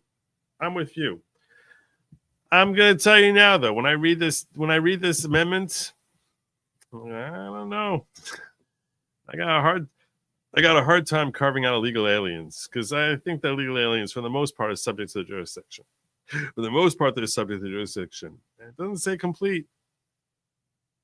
They're subject to. They're not under the complete. It doesn't say subject to the jurisdiction. If it said and under the jurisdiction, if it didn't say subject to, if it said all persons born in the United States and under the jurisdiction thereof, maybe not. But under, to me, would imply more of a complete. It's under their complete jurisdiction. Subject to the way I would read it, is if there's some sort of jurisdiction over them, in that case, they're now a citizen. But it is a very broad reading. I'm not going to kid you. It's the reading that's been attached is very broad. And I can't deny the fact that part of the basis of my interpretation is because when Trump first introduced this concept, I was like, what? You can't do that. You can't write an EO like that. That's like saying even passing an EO that there's no more First Amendment. That's how foreign it sounded to me. Pardon the pun. So,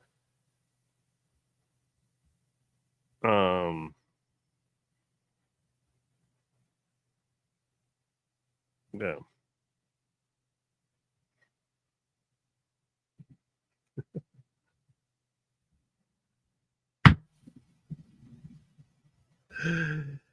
That's funny. That's funny. Yeah, these two are the best jokes of the night. These two are the best jokes of the night. Leave it to money. And okay, if the shotgun, is it okay if the guy has, if that answering Jadine, is a Jewish woman okay with a guy with guns?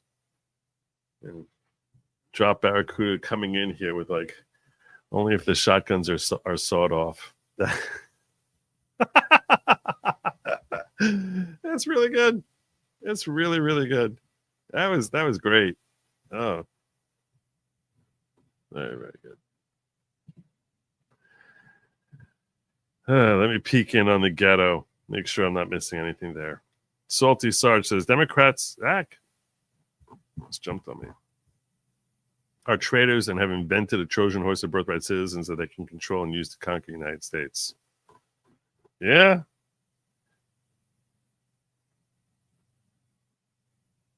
Joe, question, is Lady Lawgic a follower or is she not? Not the co-leader of the following. Inquiring minds want to know, or is it inquiring?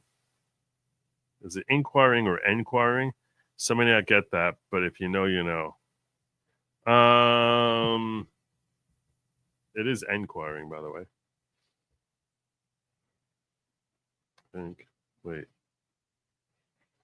And I believe she is a member of the following, actually. I think she is a follower.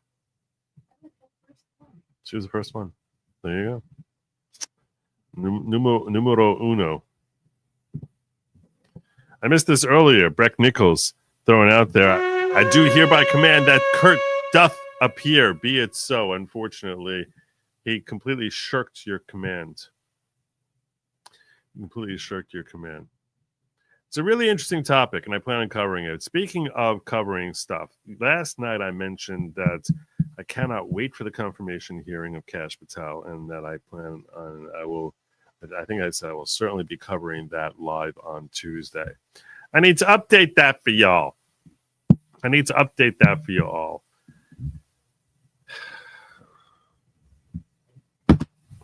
I forgot when I said that the next week on Tuesday, I'm not going to be home. This is a good time for me to give you all a heads up.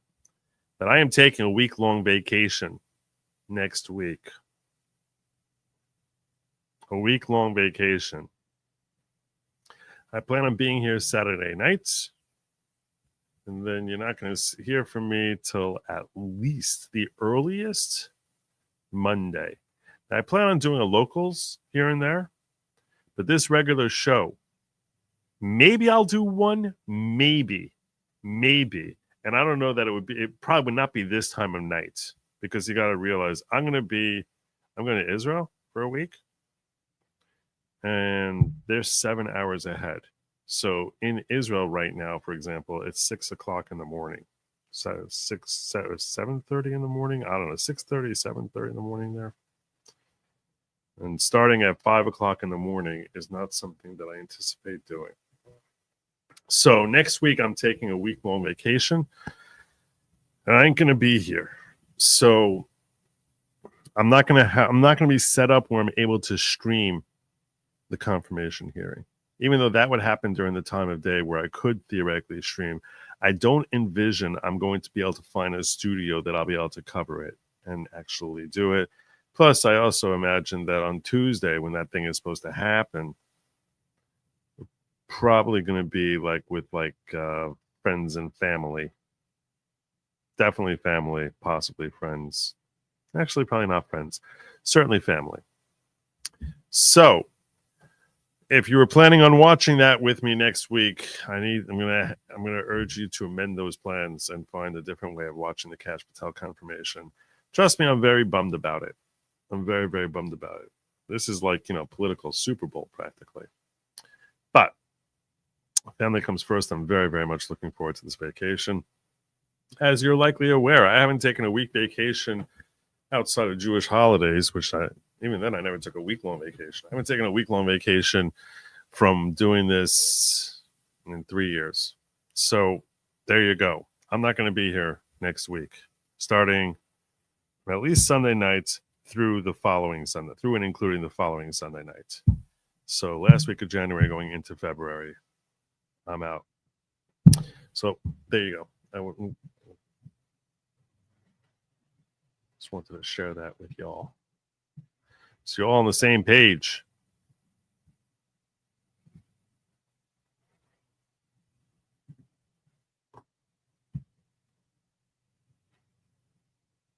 When is the summer bonfire in the woods this year? Summer bonfire. I don't know what that.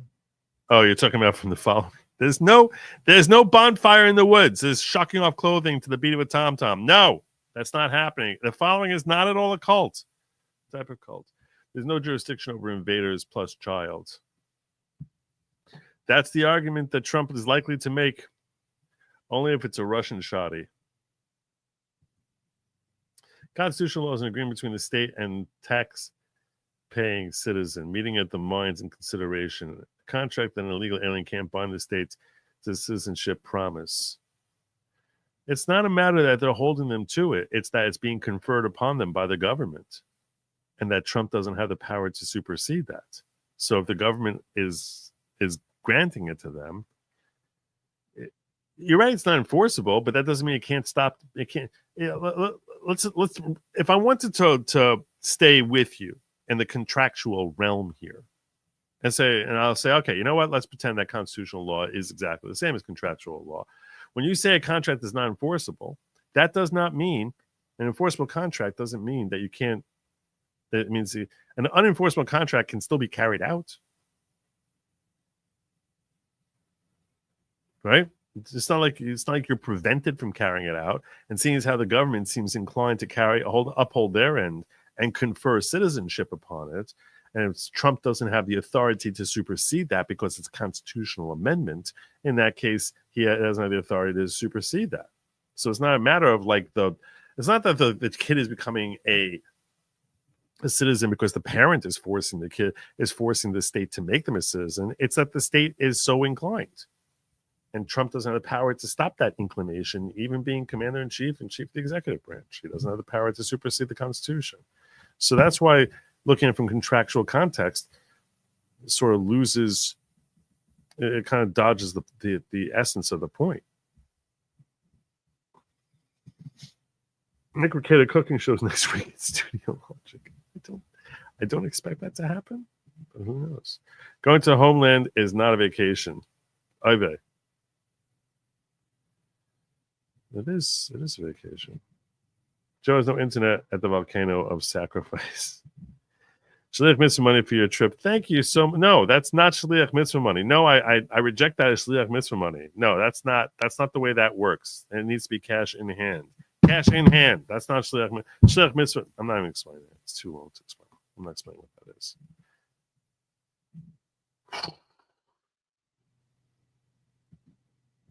Is there a renewing of faith in Judaism like there is in Catholicism, mikvah and trim up? The question is genuine. The answer is no. No.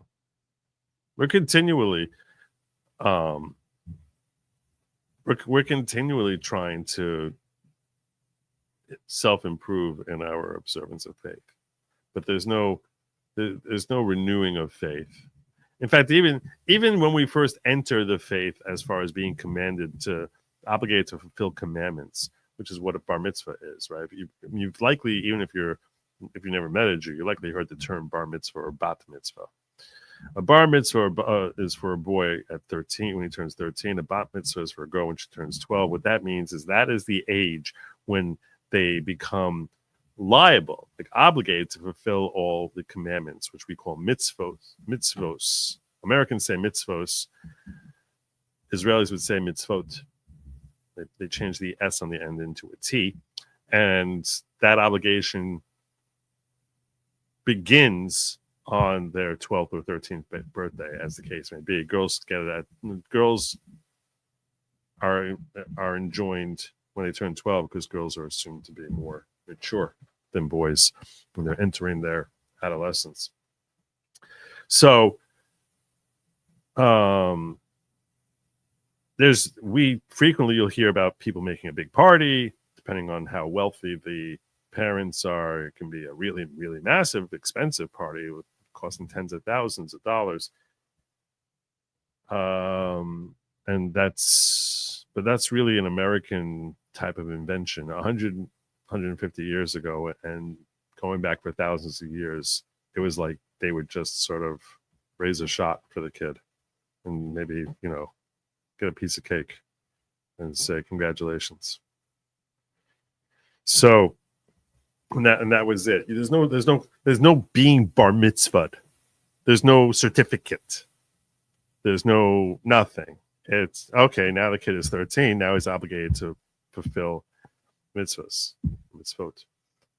And before that, they don't carry the same obligation.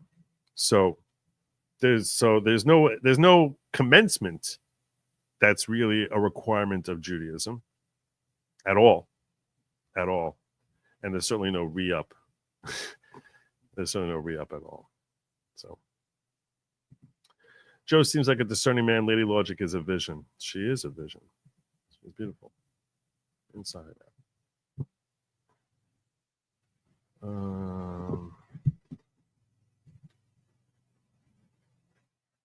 Joe, I'm very glad you're going to Israel under Trump's presidency versus the prior abomination.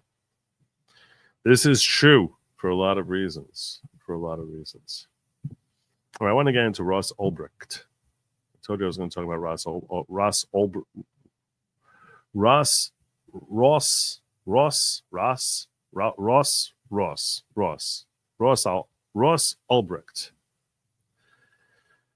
Who is Ross Ulbricht? You may have heard that name. Many of you may know his story, in which case I may bore you with this story, but I think a lot of you probably don't know much about him. I personally didn't know much about him before Trump issued the pardon. That became a big thing. He threw the name out during some of his rallies, saying he plans on pardoning Ross. I know when I'm saying Ross, I have a feeling that's like a New York accent. Is Ross like a New York accent, like coffee? Ross.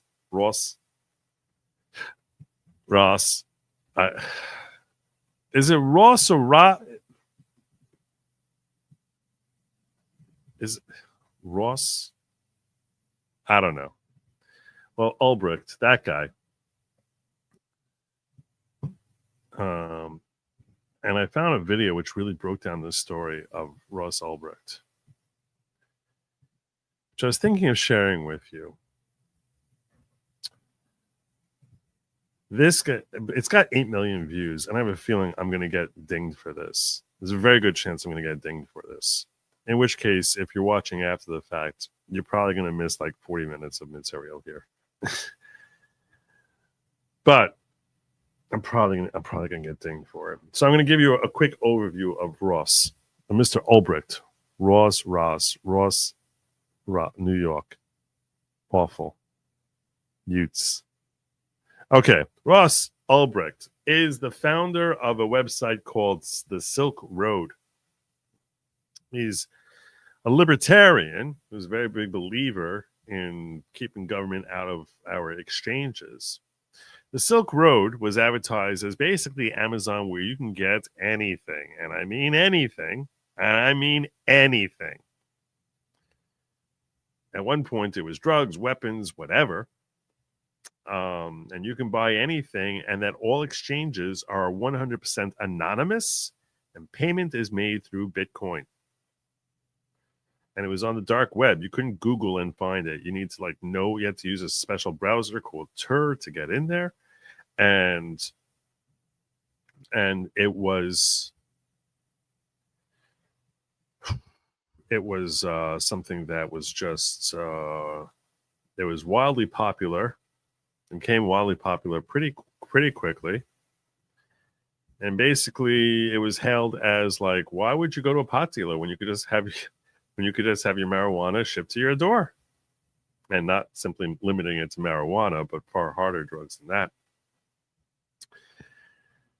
And no one knew who the founder of Silk Road was.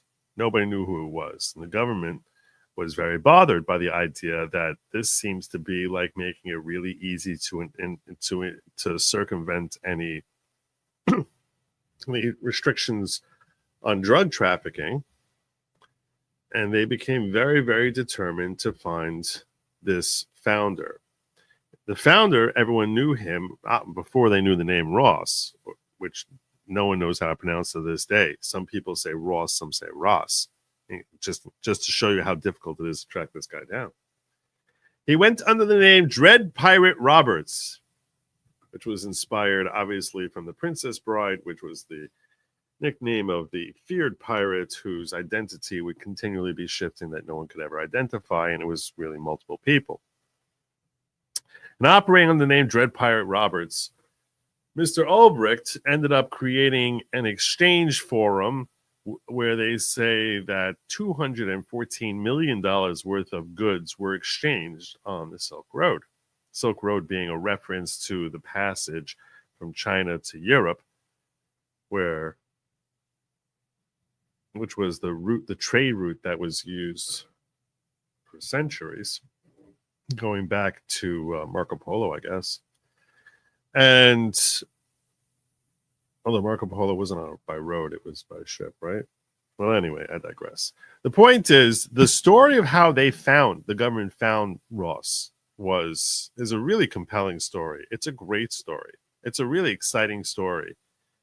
And the trial that they had of him, when they caught him, and they arrested him with drug on charges of drug trafficking and also attempted murder for hire.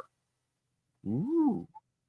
That apparently the government was claiming that he attempted to pay people $80,000 to make a hit on someone who was worried it was going to expose him. It was going to turning tail on him. It was going to expose him. And that when he was led to believe that the money was paid, that he transferred over the $80,000 in Bitcoin. And there was multiple different government agencies that were trying to track him down. When he gets tracked down and identified as being Ross Ulbricht through a little bit of carelessness, he tried working really. To be fair, look, yeah, the entire government was committed towards finding him. You're going to make any slip up, you're going to get busted. He probably did far better than most of us would. Probably lasted far longer than I ever would. If I were to try a similar operation. But he ended up ultimately being exposed, arrested, and convicted. His conviction led to Mr. Ulbricht facing 2 life sentences plus 40 years and no possibility of parole. Now, say what you will about whether you believe that what he's doing is a crime or not. I don't know that there's evidence that he was actually selling his own drugs, that he was a drug dealer. He was simply facilitating the sale of drugs. He created a network which was designed to enable people to sell drugs. And he's a very big believer. His stated belief was always that, as a libertarian, he believes that people should have the freedom of choice of saying, they want to buy drugs? They don't want to buy drugs. It's not the government's business to intercede and say whether or not they can buy drugs. It's part of the reason for his belief in Bitcoin and staying away from American currency, which is to some degree manipulated by the government. You can't deny that the government manipulates either directly or indirectly, intentionally or unintentionally, the power of the dollar when they start borrowing against money that they don't have and printing out money. These are all doing things that are affecting the purchasing value of the dollar in your hand. So, they're manipulating that, and presumably alternate forms of currency would not be subject to those particular manipulations. So for all of those reasons, and let's face it, I think that he probably had tremendous financial tremendous potential financial benefit, if not actually realized financial benefit. So he was operating this Silk Road website, and when he got busted, he got convicted and 2 life sentences plus 40 years. And a lot of people, particularly in the Bitcoin community, as well as libertarians, were basically championing his freedom and getting a pardon and saying that these punishments are really excessive for someone who's not a drug dealer. It's not like he's some Colombian cartel. He built a website. I mean, he literally built a website. That's what he did. He built a website. He's not the one selling the drugs. He's not the one buying the drugs. He built a website. And the website leads to him getting 2 life sentences plus 40 years. The charges for his murder for hire apparently were dropped. Didn't make it much beyond the charging station. So he wasn't convicted of that. He was convicted on the narcotics trafficking charges. And also turns out that a couple of the DEAs or the couple of the agents who brought him in were themselves corrupt. They were later convicted of taking money from him, and like the guy who posed as murder for hire basically rerouted the Bitcoin that he got into his own personal account.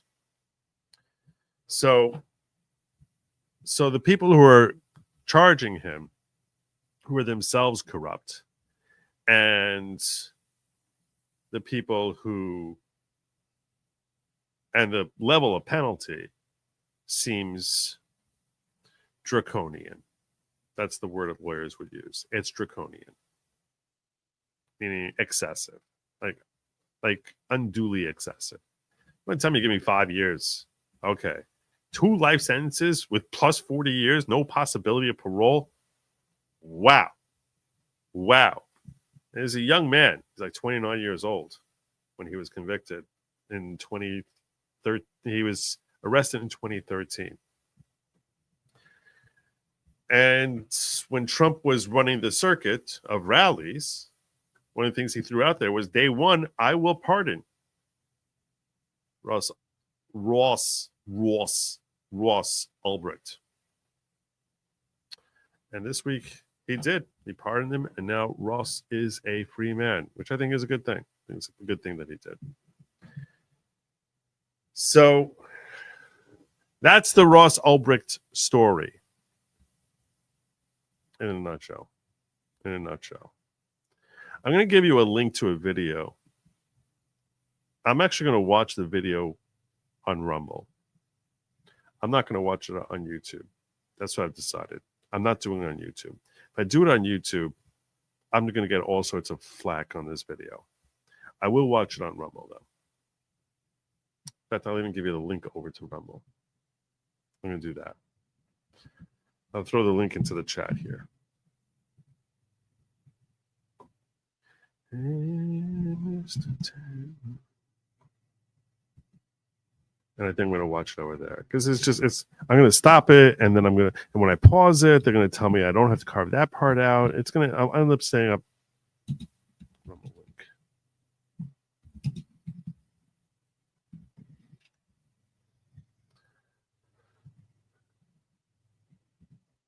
I think that's the way to do this.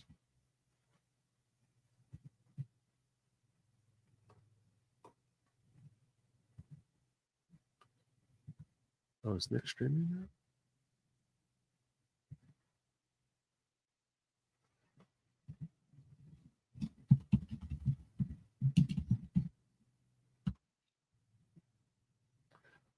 Oh, he is streaming. For him.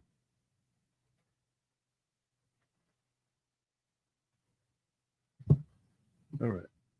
So what I'm going to do is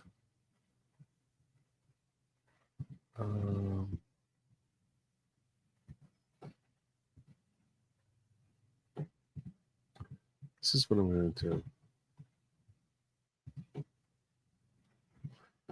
I am going to I think what I want to do is I am going to give a redirect over to him. That's what we're going to do.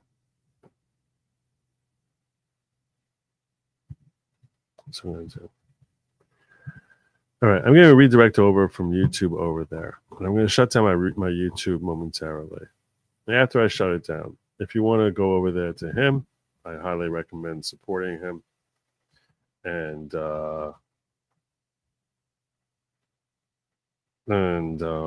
I think he's talking about the Tennessee shooting that happened today, where apparently the media is not really talking about it too much because the perpetrator, some people are speculating. Some are speculating that the reason they're not talking about it so much is because the school shooter was black. I don't know if that's a factor or not. I'll let you make your own speculation on that. You can make your own speculation. And apparently the school shooter wrote a manifesto, which seems to be eerily similar to Matthew Harris, the guy who wrote the whole touchdown unbreaded on paper thing. The same manifesto type of language. This guy also wrote a manifesto, and I think that Nick is covering that from what I see of his stream. So if you would like to see that, in that case, I am linking you over. Those of you on YouTube, I'm linking you over to him right now. As I'm going to shut down, and I will wish you all on YouTube, I'm going to wish you all a good night and Godspeed in just a moment. It is Ross. Ross. There you go. Government took from Ross 173,991 Bitcoin. That's worth $17 billion. $17 billion. Wow. Wow. Wow. Yeah, I thought there probably was a good financial incentive for it. By the way, did you see CoffeeZilla cover the Trump Melania meme coins releasing on Inauguration Day? I did not see that. I probably will check that out, though. I think that's interesting. Anyway, so I'm going to be watching this video, which does a really great breakdown as to how they caught Ross. It's a really cool story. It's the level of detail here. It's a really well done video. So I'm going to be watching it over on YouTube. Sorry, not YouTube. I'll be watching that on Rumble. I'm going to be shutting down YouTube presently. And the link, if you want to watch it, is there in the chat. I'm going to put it here also in the description. Link.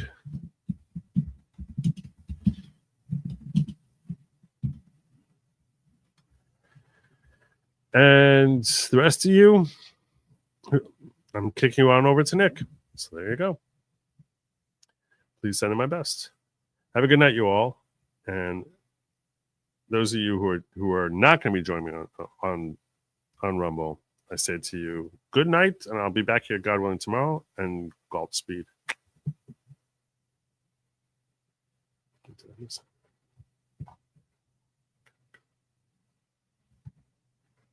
Ooh, I almost ended the stream. That was really bad.